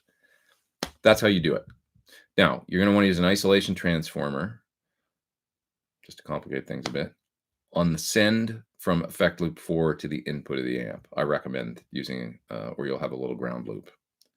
Okay, so you can get that isolation transformer from somebody like, here's one right here. I can show you a good one to get. This is a great thing to have around, you guys. If you guys want a good box that I would invest in, I found this for $20 at Sam Ash in Hollywood, and it was used, and they probably didn't know what it was for or whatever. But it's got 2 ISO transformers in it, so just an in and an out, an in and an out. So if you've got a ground loop, just run this in line wherever the loop is, and this will solve it. It's just an ISO transformer is all it is. So I always carry this when I'm on tour. It's a great thing to have. So EBTech Hum Eliminator, one of these is a good way to do it. You can also get a 1-channel version of this from Palmer, and it's just Palmer Isolation Box or something they call it. It's $60, I think, $59.95. It's a little blue rectangular box. So you're going to want to run that inline. So in other words, on the send from effect loop 4 coming out of the Helix, plug into that ISO transformer, come out of the ISO transformer to the input of the amp, and that'll break the ground loop. That's how I do it. The reason you use effect loop 4, as opposed to one of the other effect loops on the Helix, is that effect loop 4 is, of course, going to be the last in the chain. At least, you can configure the loops any way you want because you can drag them around, but why not just use 4? Because that 1, 2, 3, 4. Then effects loops 1, 2, and 3 can be your pedals, and you're going to run those generally like you always would, right, in front of the amp. So you're going to want those to come before the send to hit the front of the amplifier. So then it's like you're running your pedals in the loops on the Helix the way that you normally would in front of the amp. So that's why I use effect loop 4, the last loop in the chain to hit the front of the amplifier. I hope that was helpful. And Dennis is in the top chat, and he says, thanks, Dennis, for doing the top chat. Your thoughts on the sound of Alnico 4 to Alnico 5 pickups. If you were to just directly compare the magnets, which I've done in Alnico 4 to Alnico 5 has more treble and more bass, a little bit less mids. And it seems to be a little bit more robust. Alnico 4 is a little bit more relaxed and a little bit more even in all frequencies. That's what I've found. So it's got a little less sizzle on the top end is one thing I really notice. And it's very balanced. And I love it in a PAF style pickup because when you don't wind the pickup too hot and then you got the Alnico 4, it just has this beautiful mids and clarity still, but not burning your ears off with high gain. So like when you wind a pickup hot with Alnico 5, you've got more room there because there's less mids, I find. And it's like when you wind it hot, it always seems to pump the mids up. I mean, there's a lot of other factors that come into play that I don't even understand with pickup design. But generally speaking, wind a pickup hotter, think Duncan JB. Duncan JB's got an Alnico 5 magnet, but it's real hot mids. And sounds great dirty. Not my favorite pickup clean or even edgy, but dirty. A JB's a hell of a lot of fun because it does this mid boost thing. But you're kind of painted into that sound, painted yourself into a corner with that MIDI thing. That's why Jeff Beck liked it. He uses that sound a lot. But so Alnico 4, if you wind it real hot like that, it just loses clarity to me, and now it doesn't have the added benefit of the treble of the Alnico 5 magnet, providing at least some measure of balance on the top end of more top. And so Alnico 4 wound real hot just loses the magic of the Alnico 4 to me. So when we were making the Thornbucker Plus especially, we wound some different strengths with the exact same wind, but we wanted to hear the effect of winding it hotter. So it's a slightly unbalanced wind and all that stuff, and we just want to see if we get a little more juice out of it, a little more mids, a little bit more push. And we wound.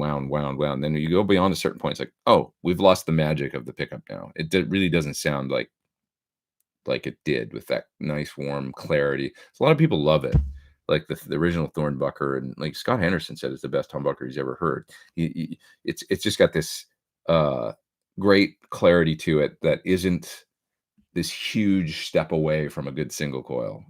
It's hotter obviously and all that, but if you mix it with singles in your guitar, or if you're used to singles and lower output pickups, it's like a nice bridge to the humbucker sound that's still got some of that clarity in it. If you wind too hot with 4, you lose that nice thing that it had. So now Alnico 5, if you want to play certain things, for example Van Halen, I don't think that Alnico 4, you can play it with that sound, but I think it's a warmer version of that sound that doesn't really, that sizzle and crazy attack on the top end and stuff, hitting a dimed out Marshall. You kind of want the Alnico 5, or even like, Previous is, I'm convinced that he used the Mighty Mite pickup or whatever on the first record, which was basically a DiMarzio super distortion style pickup with ceramic magnet, which is real sizzly, flatter mids and real sizzly to me. It's a different sound. Works great for that sound, but so hopefully that's some interesting information. What's the best tube amp head for $1,000? Well, geez, it depends. Do you want to play the Beatles or do you want to play Slipknot? It's a difficult question. Coming in at $1,000, off the top of my head, some good versatile amps. I mean, it's hard to go wrong with a good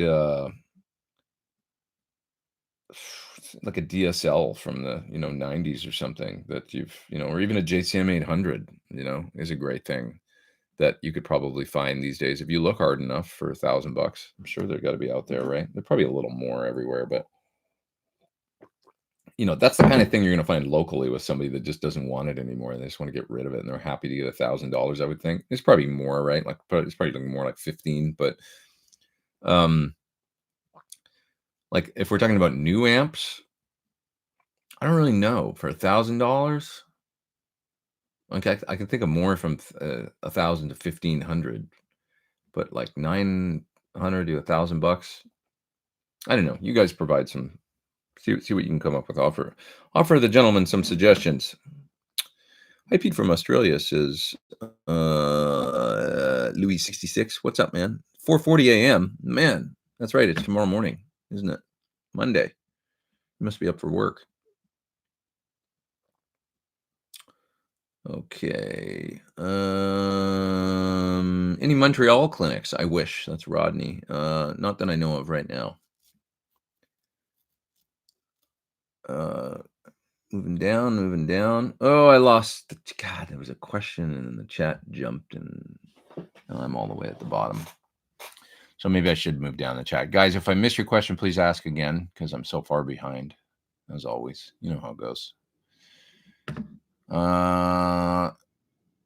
Let's see. Christopher Crooms is suggesting I go by McCarty's Music Store in the UK. They build the original Color Sound fuzzes. There were like 5 different models, all hand-wired fuzz goodness. That sounds cool. Where is that store? Is it in London somewhere or somewhere else? I would love to go.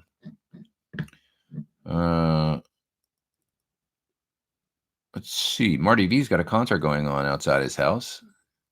They're playing Van Halen and Meatloaf. That sounds like a good Sunday. Make yourself a margarita and enjoy. Just have a good time.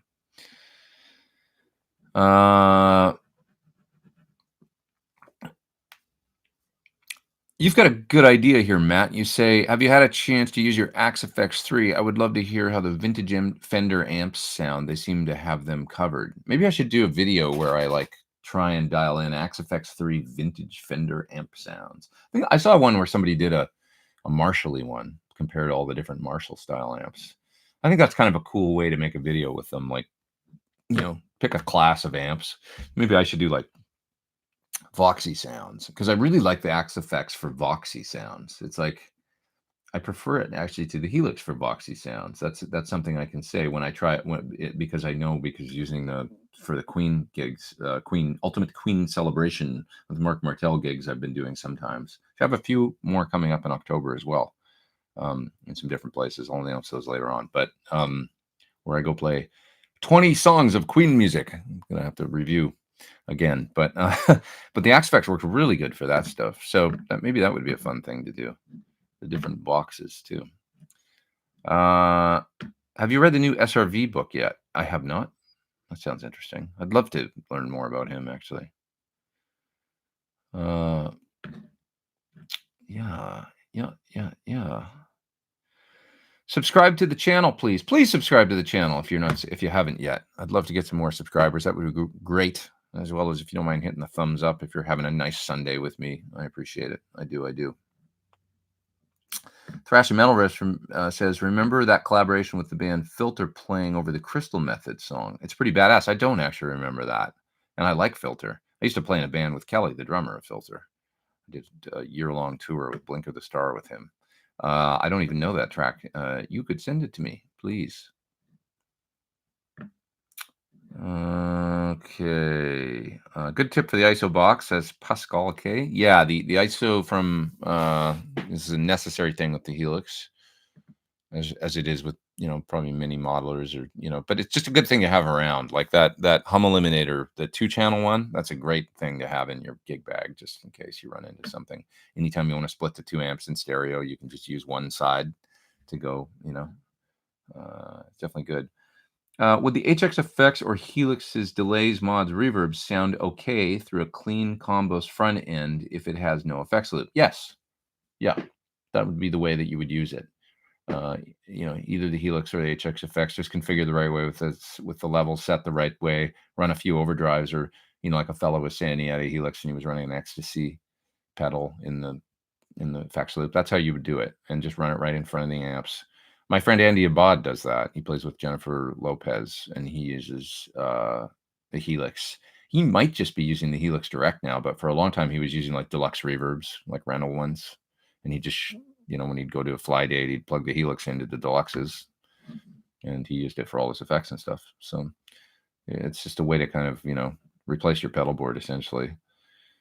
Thornbucker pickups or regular, or Thornbucker Plus or regular. I'm thinking putting humbucker in my Strat. That's from Carlos Garcia. Carlos, I would recommend the Plus in a Strat. That's what I do. Not that the Thornbucker won't work. It will. Specifically, though, I have this theory that I won't spend too much time on because I've talked about it a million times. But in an Alnico 25, or sorry, in a Alder body or Ash body 25.5 scale guitar, Fender style, I feel like the pickup needs a little more push than when you put the same pickup, other things, you know, the same, in a Les Paul. Because the Les Paul, the shorter scale and the mahogany, to me, creates a kind of a midier sound, you know, that and more sustain from the glue-in neck and all that. And so I find like you know, if you got a Strat and a Les Paul, the same humbucker in one guitar is going to sound a little, like, for lack of a better word, weaker in the Strat than it will in the Les Paul. That's what I find. Less mids anyway, which equates to weaker to me for some reason, because there's not as much mid-range pushing through, so things like sustain and stuff are affected. So that's why we did the Thornbucker Plus, really, because I felt like I wanted a little more push in a Strat style guitar. Now that's not to say that the Thornbucker won't sound great, the original pickup in a Strat. It could. It's just an option, you know, if you want a little bit more drive out of your Strat. So I like the Plus. When Nicole Wright says, when using the HX effects and 4 cable with your PT15, how's the noise floor of the A to D converters in the front end? Adds a little bit. And you're going to find that with any, and would using a wireless add more hiss? If it's digital, yes. I find pretty much anything digital with an A to D converter adds a little bit of hiss. So yeah, you're going to find a little bit of an increase in noise. Is it objectionable? Not really. I don't think so. But yeah, it bumps the noise floor a little bit for sure, especially, and it depends how much gain you use on the amp. But there's definitely a little more noise. There'd be more noise using pedals and things, but just yeah, the baseline sound without any effects on or anything. Yes, it will add just a hair of noise floor. Eventide pedals do it. An H9 or the original Eventide delay or mod, those the big Eventide pedals they came out with. Those add hiss. If anybody's had one and tried it in front of an amp with gain, you'll find that it's A to D conversion. For whatever reason, it just adds a little bit of a noise floor. Not a big deal though. I find it's acceptable, Derek Brown says, I saw a video of a gig with an artist in Japan. Sorry, I forgot the name. You work with at Mount Fuji. Has to be one of the biggest crowds I've ever seen. Do you recall how many people there were there? Well, the official estimate was 100,000. It was a big crowd for sure. It was a big crowd. Yeah, that was the crazy all night show that we did in 2015, where we played from about 9:30 or 9:45 p.m. till 6:30 in the morning, and we did 4 sets all throughout the night, and the crowd was incredible. What a night that was, man! God, I wish I could.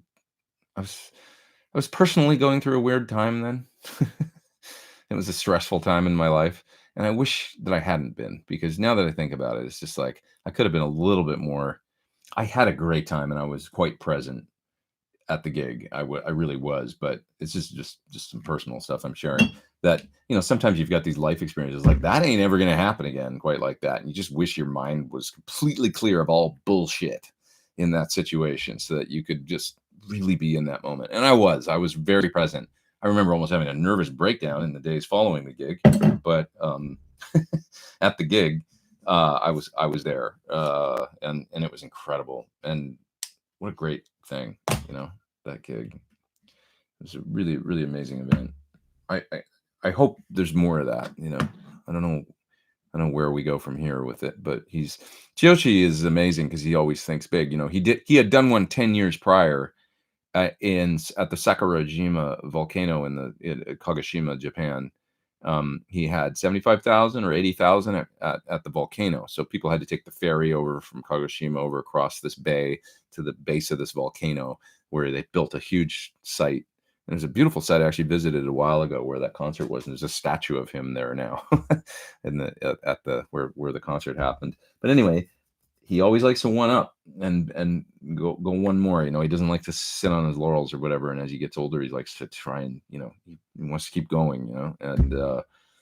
And so going to Fuji, that's what that was all about. Let's go to Fuji this time, 10 years later, and make it even bigger. And that's what it was. So it was so great, so much fun. Only gig I've ever flown into a helicopter on and ran up on stage. It was crazy. Jennifer's in the top chat. She says, a month ago, you mentioned possibly bringing back one-on-one lessons. And have you given any more thought to this? Not really, because I'm so busy now going into the fall that just with I've got these clinics and stuff. This is really my first. It's crazy because it's not really like what I'm about to embark on over the next couple months. It's not like a music tour. It's a clinic tour, but it's like a recording tour, really. It's just a completely different thing than anything I've ever done, and it's my own thing, so it's really exciting. So I'm mostly focused on that, and I've still got to get videos done somehow for pedals and stuff that people are sending me for.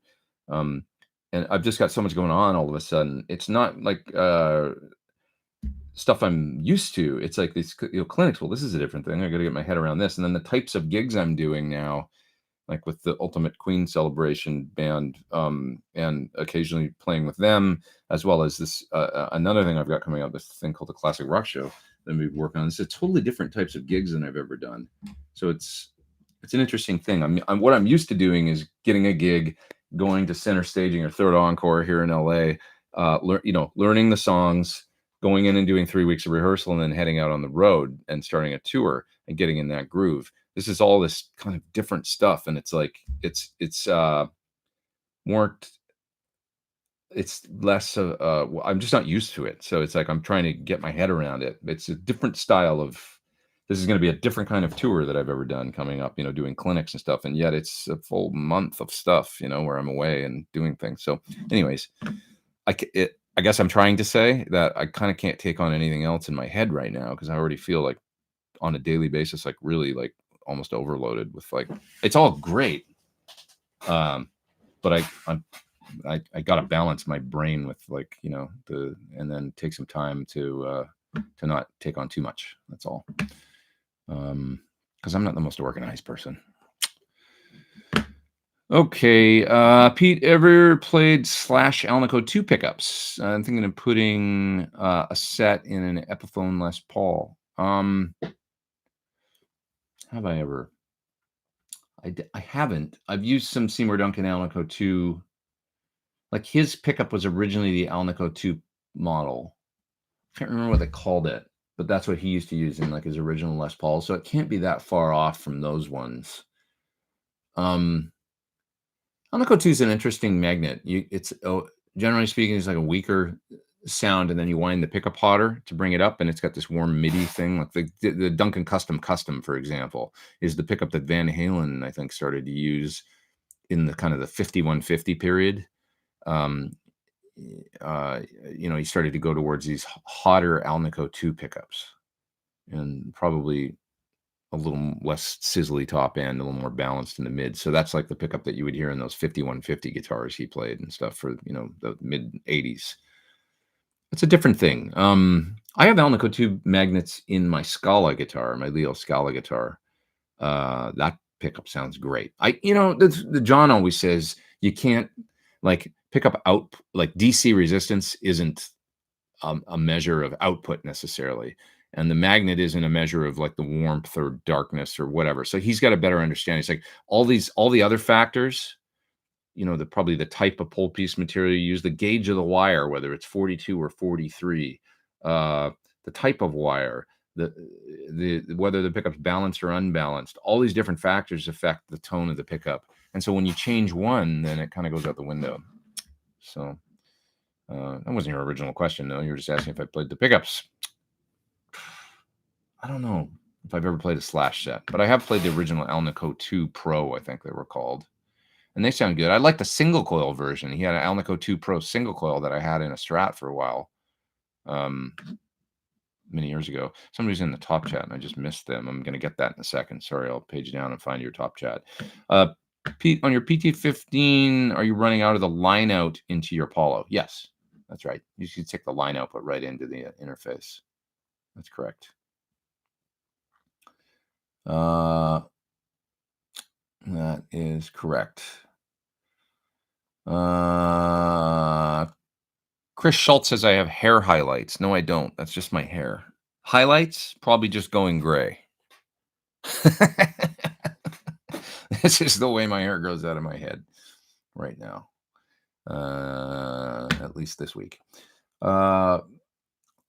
I have an oddball Alnico 3 humbucker, since Kevin. Yeah, Alnico 3 is I have that in my Telly. You can see it right there. My Telly has Alnico 3 magnets in the top 3 strings of the bridge pickup, and then the bottom 3 or 5, I think, or maybe the bottom 2.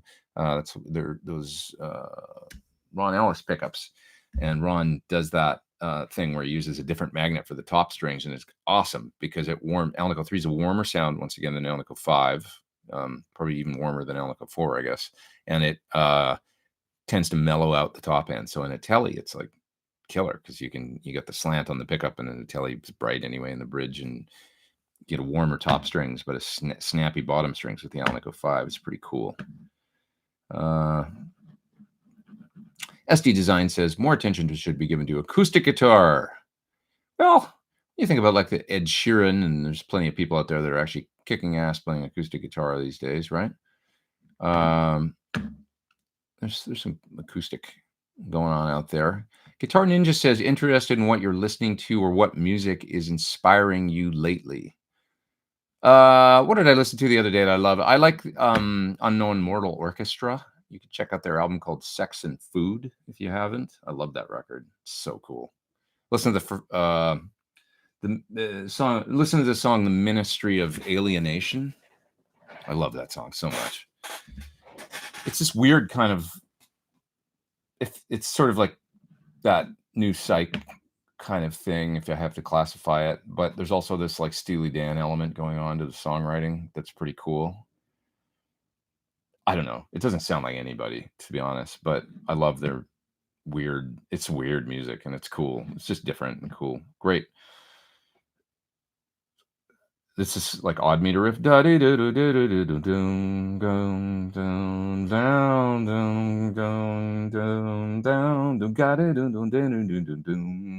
the riff. It's like, it's just really cool. Somebody's in the top chat again. I already missed the other part. It's just Scott with no question. Scott, ask me something, anything.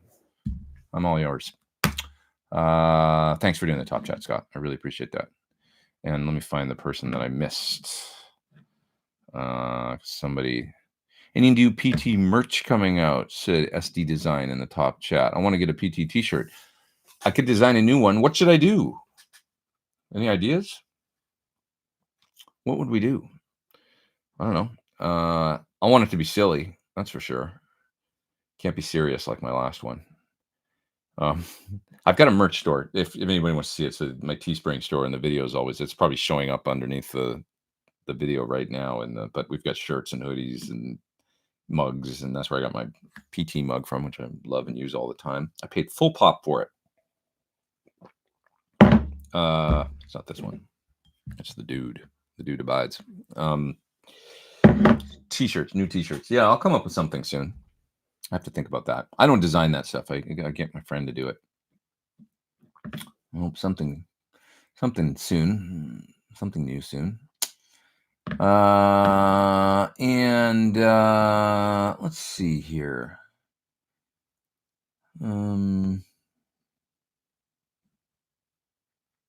Jennifer was in the top chat as well. Thanks, Jennifer. I appreciate that. There's a question here that Harley is answering, but I'm not sure what the original question was, so I'm going to move on because I can't quite figure it out. Any Seattle or Pacific Northwest clinics coming? Not that I know of right now, but I'd love to get to Vancouver or Seattle, so I got to ask about that. Like, who's the Sir dealer up there? That would be a good thing, man, because I love it up there. Jim O'Brien says, on average, how satisfied are you with the effectiveness of your in-ear monitor engineer to get you a good mix when playing live? Well, I don't have one now. I'm not on tour, but you mean the effectiveness of your in-ear monitor engineer to get you a good mix when playing live. How satisfied have I been? There's, everywhere from there's great ones to ones that aren't. So, it's it's not that hard of a job. I don't feel like. You just have to be intuitive, like a good monitor engineer. The number one quality in a good monitor engineer is sort of attention to detail and being intuitive. And what I mean by that, and that's on, like whatever instrument you play, if you're the guitar player, it's like, okay, I'm going to put everything in this guy's mix just to start. And then I'm going to give him a little more of his own guitar, and obviously of his vocal if he's singing, right? And you do that for every instrument. Make sure the bass player's got a nice full bass sound in the rears and a nice full, but give them a little bit of everything. I've always found every time somebody does that most of the musicians go, God, it was great. He dialed in this mix and it was like almost there, and I didn't have to ask for almost anything. And so that's all it takes, is really somebody that basically gives you a nice mix of everything with you louder. That's it. And it shouldn't really be any tougher than that. Now, having said all this, there's these new systems out now where you can mix on iPad, so everybody can do their own mix. You log into the system, and you see it a lot. Like with that's the Ultimate Queen celebration. They've got that where the keyboard player actually ends up doing most of the mixing for each guy. And that's an interesting angle on it. So. But yeah, it can make or break. I mean, in-ears are hard, and it's a thing that I always tell people, like, don't go into like a club or something with in-ears and think like, if you're going to get up at a jam or you got a sound check or something, you're going to do a gig, like, forget the in-ears, man. Just get something in a wedge and just go up and do that, because you have to dial it in, or it's just anxiety provoking for me. Like when I can't, if it's all wrong and you got to kick into a tune. Excuse me, I burped. That was actually probably my response. If it's all wrong, you got to kick into a tune. There goes my gig. It's not an enjoyable experience to me. I'd rather play with no monitors than that any day. Sasha Boo Boo is in the top chat. Grammy Award winner for best demo is Pete Thorn. Which one? Thank you. Always On with Strings. Very inspirational song. Was that my one for you liked for the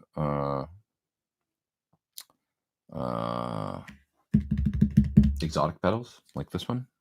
Maybe, eh? Always On with Strings. Maybe it's this one. I did enjoy actually use that one, and this was inspiring, this pedal for me, and I got to put this on my board. That's why it sits right there, because I've been waiting to do that. Thanks, man. Appreciate that, and thanks for doing the top chat as well. Hope everything's good. I think you're down in San Diego. Okay. Somebody else is up there in the top chat. It's SD Design. Hello again. He says, which studio monitors do you recommend? I play guitar and synth. I went to GC last Wednesday. It depends on the price range you're looking in. Some of the new Yamahas sound really good for not too much dough. I really like them in a Yamaha kind of aggressive top end way. I mean, they're probably always never going to live down the NS10 thing, which is a very specific sound. But the Yamahas with the white, they just started going for the old look with the white cones. Those sounded really good to me. The fellow in another room here has them, and so I listened to those, and they can't be that expensive. The Atom A7Xs is always that's what I use them. I got used to A7s. I've got a pair of A7s I've had since 2006. I'm probably due to replace them. But they sound good to me, and I can work on them, and I know them. I know all the Atom line really well, and they have cheaper speakers as well. A less expensive line. I like those honeycomb tweeters they have. They just sound really detailed in the top end. Some people like them, some people don't. I like them. Barefoots are my expensive ones, and I've got a set of the Barefoot Micromain 45s, and they're definitely the more like the Cadillac of. I mean, they're real smooth. They're not hyped. They don't have a ton of low end. They're much bigger than the Atoms. But you can trust mixing on those and anything you hear. They've also got smaller monitors as well than the Micromain 45s now, so you might look into those. So there's 3 different price ranges. I would say that's going from the under $500 range to the, $750 to. I think A7Xs are probably somewhere close to $1,500 for a pair. But they're a great investment. And like I said, I've used them for over. I mean, I'm going on 14 years with these speakers now, so. It was a big investment to me when I bought them in like 2006, and I love them. And then the Micromain 45s are terrific. A lot of people really like the ProAx or whatever as well. Dyne Audios, some nice speakers both in the kind of $1,500 probably starting range on up to. Ooh, I missed somebody in the top chat. Damn it, who was it? Have you ever worked with Jeff Coleman?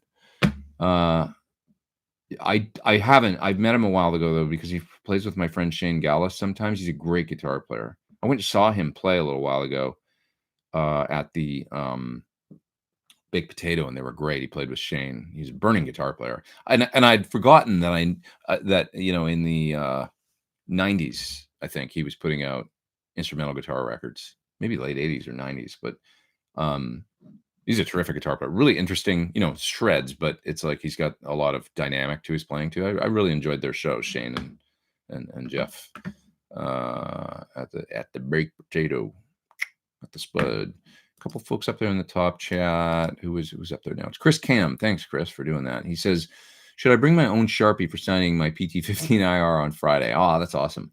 Are there best headphones for the PT15IR?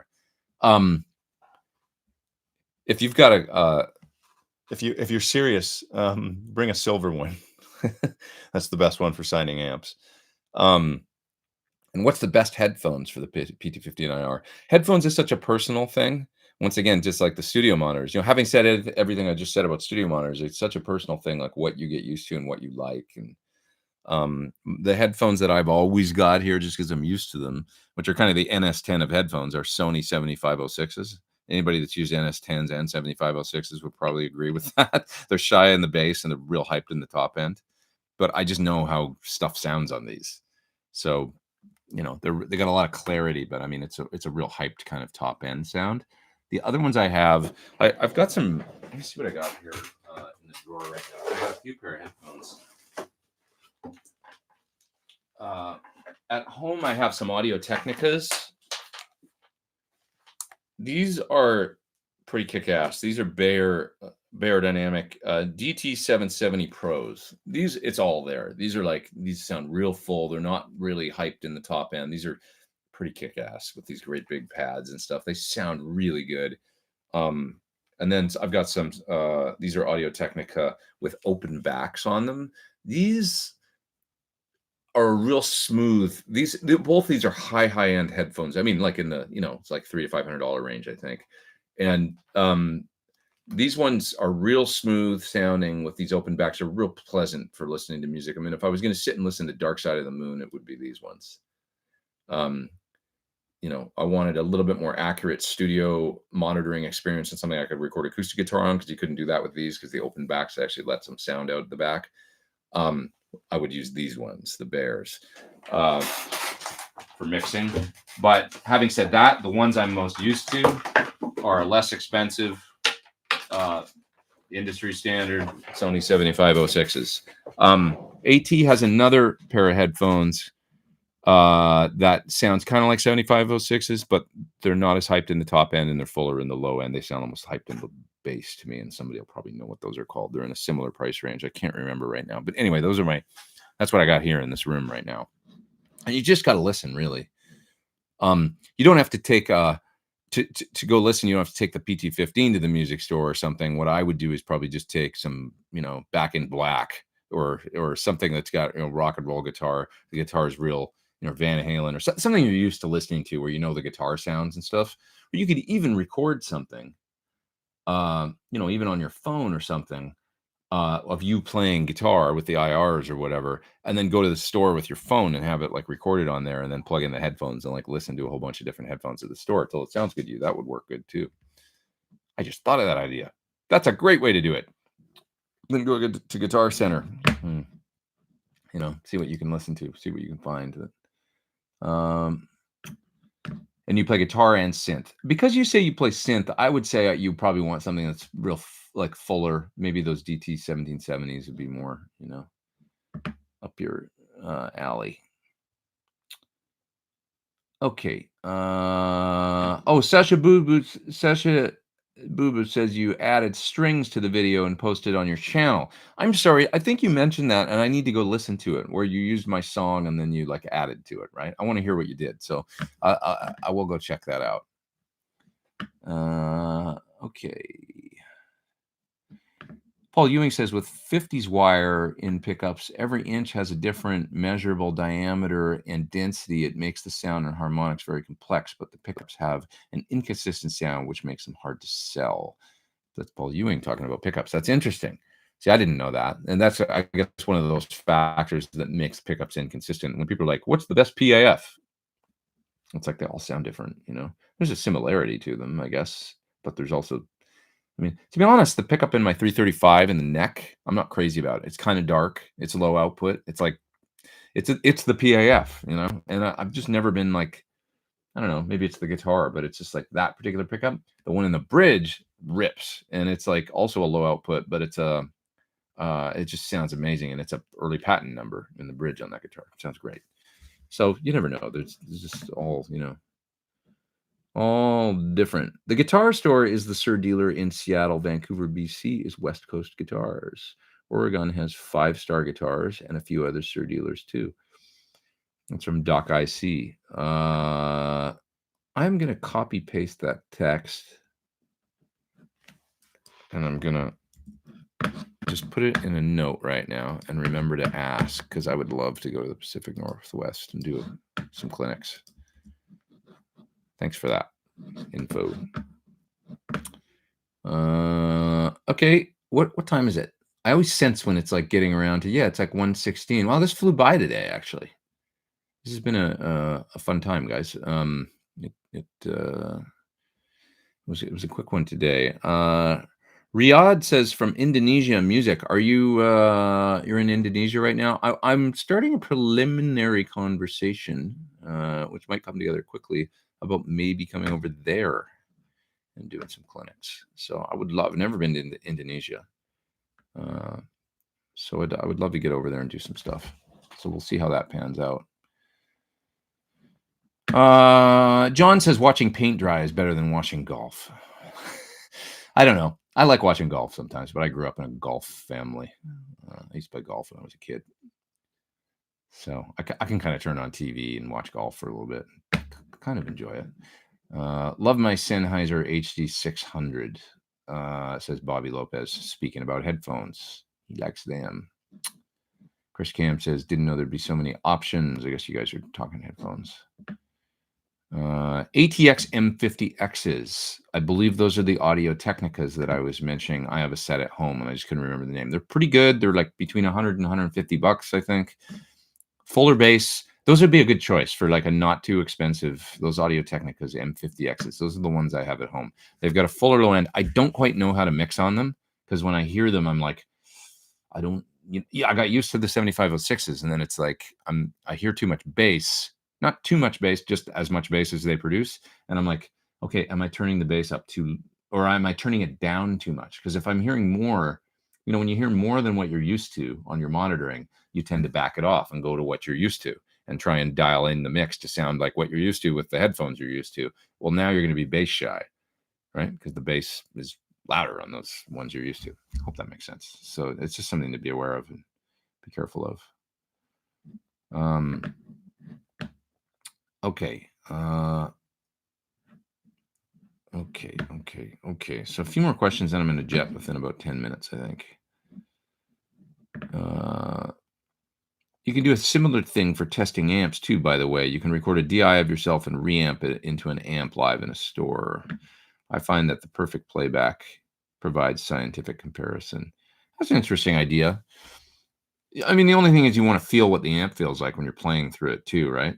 So, but I guess that's an interesting, it could work well. Bring a looper pedal in or something that you've recorded a loop into. I mean, my Ditto looper keeps the last thing that you played into it stored.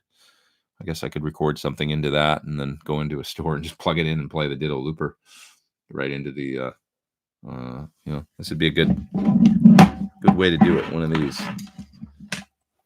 When you unplug this guy, it keeps the last thing that you did. So I could literally just go and plug it into a pedal power, take the output out of it, and then it would play whatever I had recorded right into the amp. Be interesting.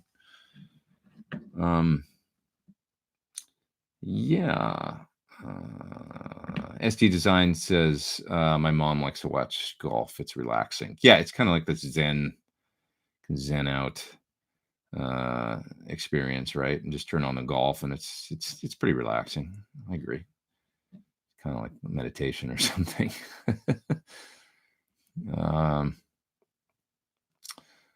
John says, the one time that Pete reads my comment, it's a stupid one. Sorry. I'm sorry if I didn't see some of your other ones. Yeah. Okay, what else we got here? 80s tri-chorus thing. Somebody's looking for a pedal that does 80 tri-chorus. A tri-chorus. It's Espen. There's a few of them out there. The Nuneber folks have one that I did a demo of. Their chorus does tri-chorus. Even my Line 6, they do that, like in the Helix and stuff. They've got a modeled kind of tri-chorus thing. What else is another tri-chorus? The Corona chorus from TC has a tri kind of thing. In a pedal, those are the main ones I'm thinking of. Probably the Primo one is the Nuneber, I would say. And you can listen to the demo of that on my channel. Definitely.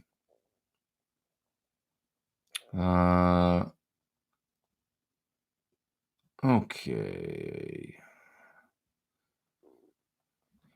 moving down in the chat. I'm gonna take a few more here, and then I'm going to jet.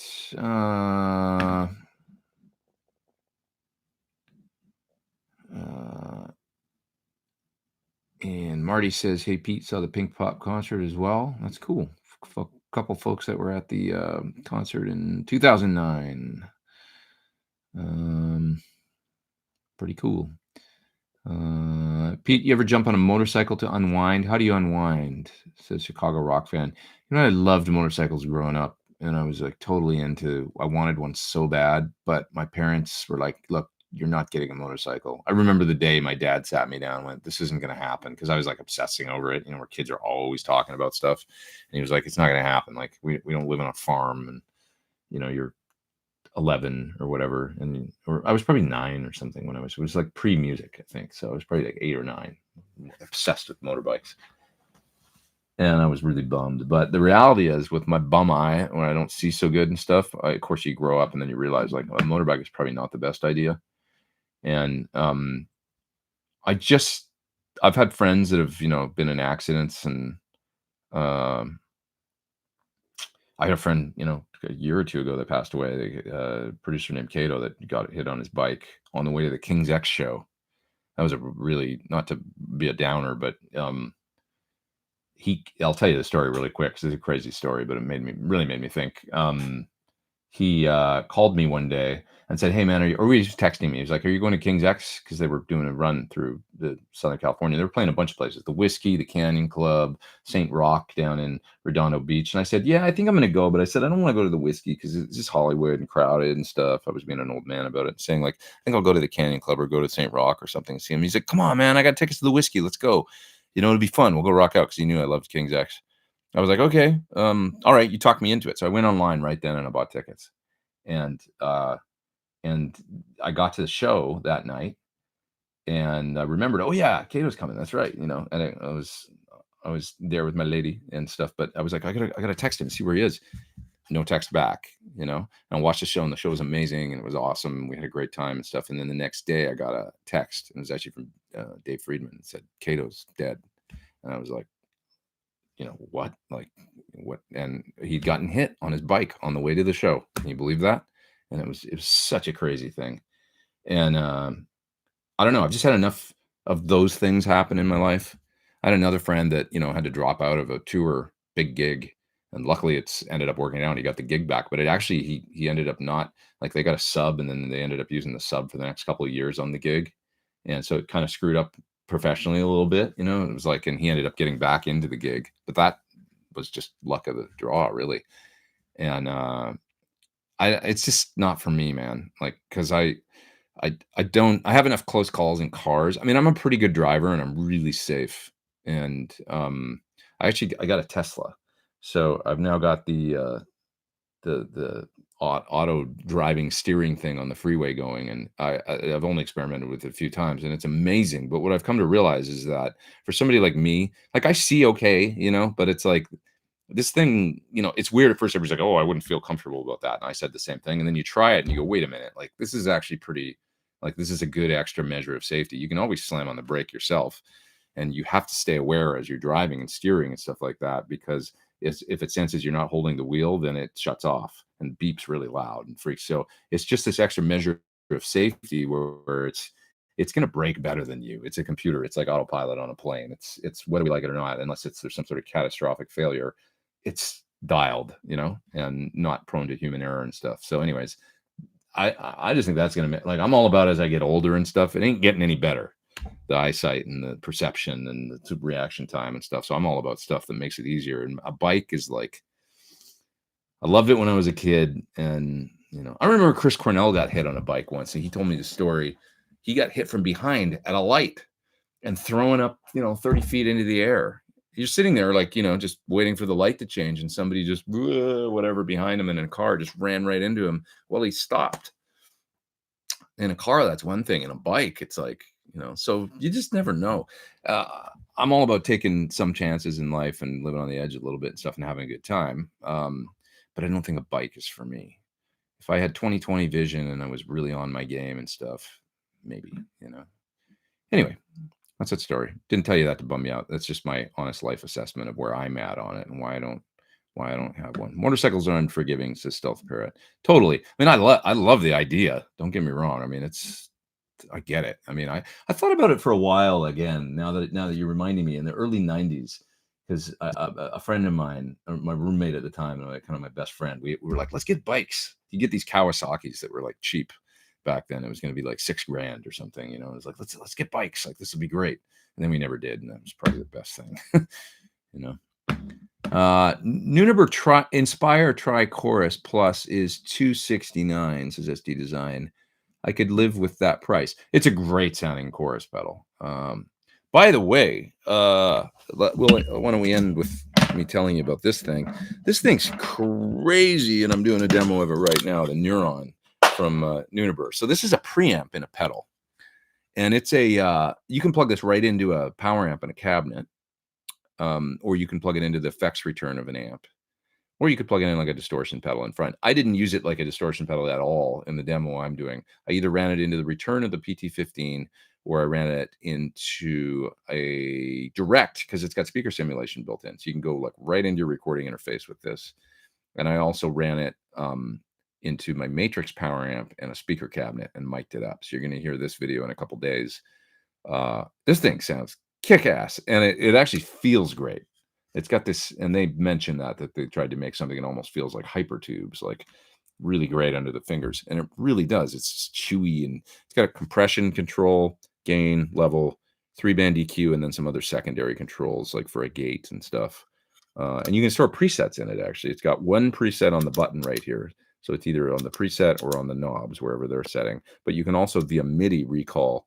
I don't know, 10 presets or something like that in this thing. It's wait till you hear it. It actually sounds really great. It's kick-ass. So Nuneber, they don't mess around. They're a really innovative pedal company that does cool stuff. Pretty neat. Okay. I got to split soon, you guys. Be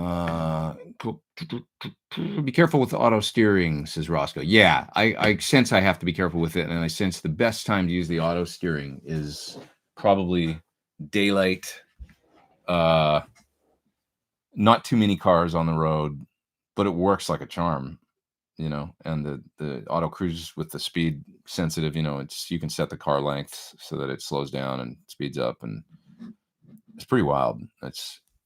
It's kick-ass. Last night, it actually, like, as I was going around a curve, there was a car, and it was a little bit in front of me on the curve like this.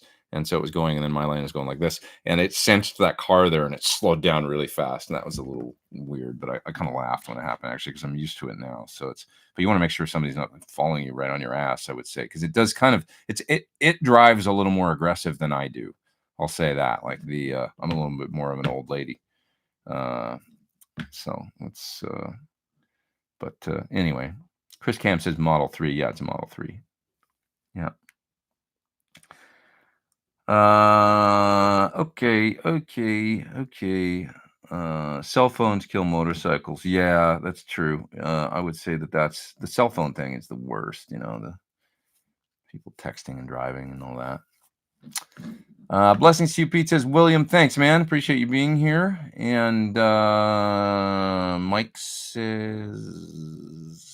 a lot of times it's not the bike rider, it's the other drivers. Exactly. Yeah, there's some things like Cornell's thing really made me think, like, you're just sitting there, you got no control over somebody hitting you from behind. There's nothing you can do about that. Now, many times it is the bike drivers. Like, you know, that's the other thing, is that I know that people get confident. Like me in this car, I was very careful the first 24 hours. Now I'm getting more, you know, whatever. Like I get used to the sight lines and stuff. And then you get a little more, you know, you just ease into it. And with bikes, that always happens. You know, I always see people, oh, this is great because I can get around traffic. And, you know, in California, people lane splitting and stuff. It's just like, I hate sitting there in my car and like by me, like right an inch from the, you know, and you're like, God, man. And I remember a guy doing that on a bike once on the Hollywood freeway, probably 90s or early 2000s. And I remember seeing this guy lane splitting on a bike, and it was rush hour. It was probably 4 or 5 p.m. I remember him just all the way through down the rush, and he was going so damn fast, man. And I thought, oh my God, man, someday that guy is just, and as I'm thinking it, I saw him fly off the bike.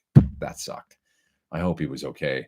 I don't know what happened. I can't even remember, but I remember it was like seeing him just, as I was having the thought, I almost felt guilty but it was my reaction to see him driving so recklessly on the bike and then watching him just, I have no idea if he was injured or not. I can't remember what happened, like whether after that, but I always remember that experience. Ever suffer from gear distraction, says Peter. What do you mean exactly? Does it mean like too much gear and like you get like, it's definitely a great thing to not, to get happy with your rig. It's kind of actually why I'm excited about doing the clinics, just playing through the PT15 and the HX effects for a minute, just doing the best I can with that. Because, and I'm actually going to use that. I mentioned a European TV show I'm doing. I'm actually going to use the same thing, just the little HX effects and the PT15 and my red guitar, and that's going to be my rig, and I almost don't even want to hook up like an expression pedal or any of that stuff. I just want this thing. That's it, and just for a minute. Okay. I got to split you guys. I got to run, so I'm going to get on to it because I got the clinics coming up this week, so I got to get some more work done today and stuff before I got to pack up and get ready to go. So Omaha this week, Council Bluffs, Iowa, really. Colorado, Austin. If you guys are coming out to the clinics, I hope to see you there. Let's hang out. Be great to meet some of you if you're in those places. And hey, have a great week. Great to have you here. And I'll be around next Sunday. I get back. Get back from these clinics, I think Saturday. So I'm around next weekend. So we'll do this all again. And you guys have a terrific week. Thanks for sticking around. Stay tuned for my video on the Neuron this week. Maybe one more pedal if I can get to it. And we will see you real soon. Thanks for being here. Thanks for doing the top chat to all you folks that did that. I really appreciate it. Please hit the thumbs up if you enjoyed the video. Please hit the subscribe. Please share. All that good stuff. It all helps. And we'll see you soon. Okay.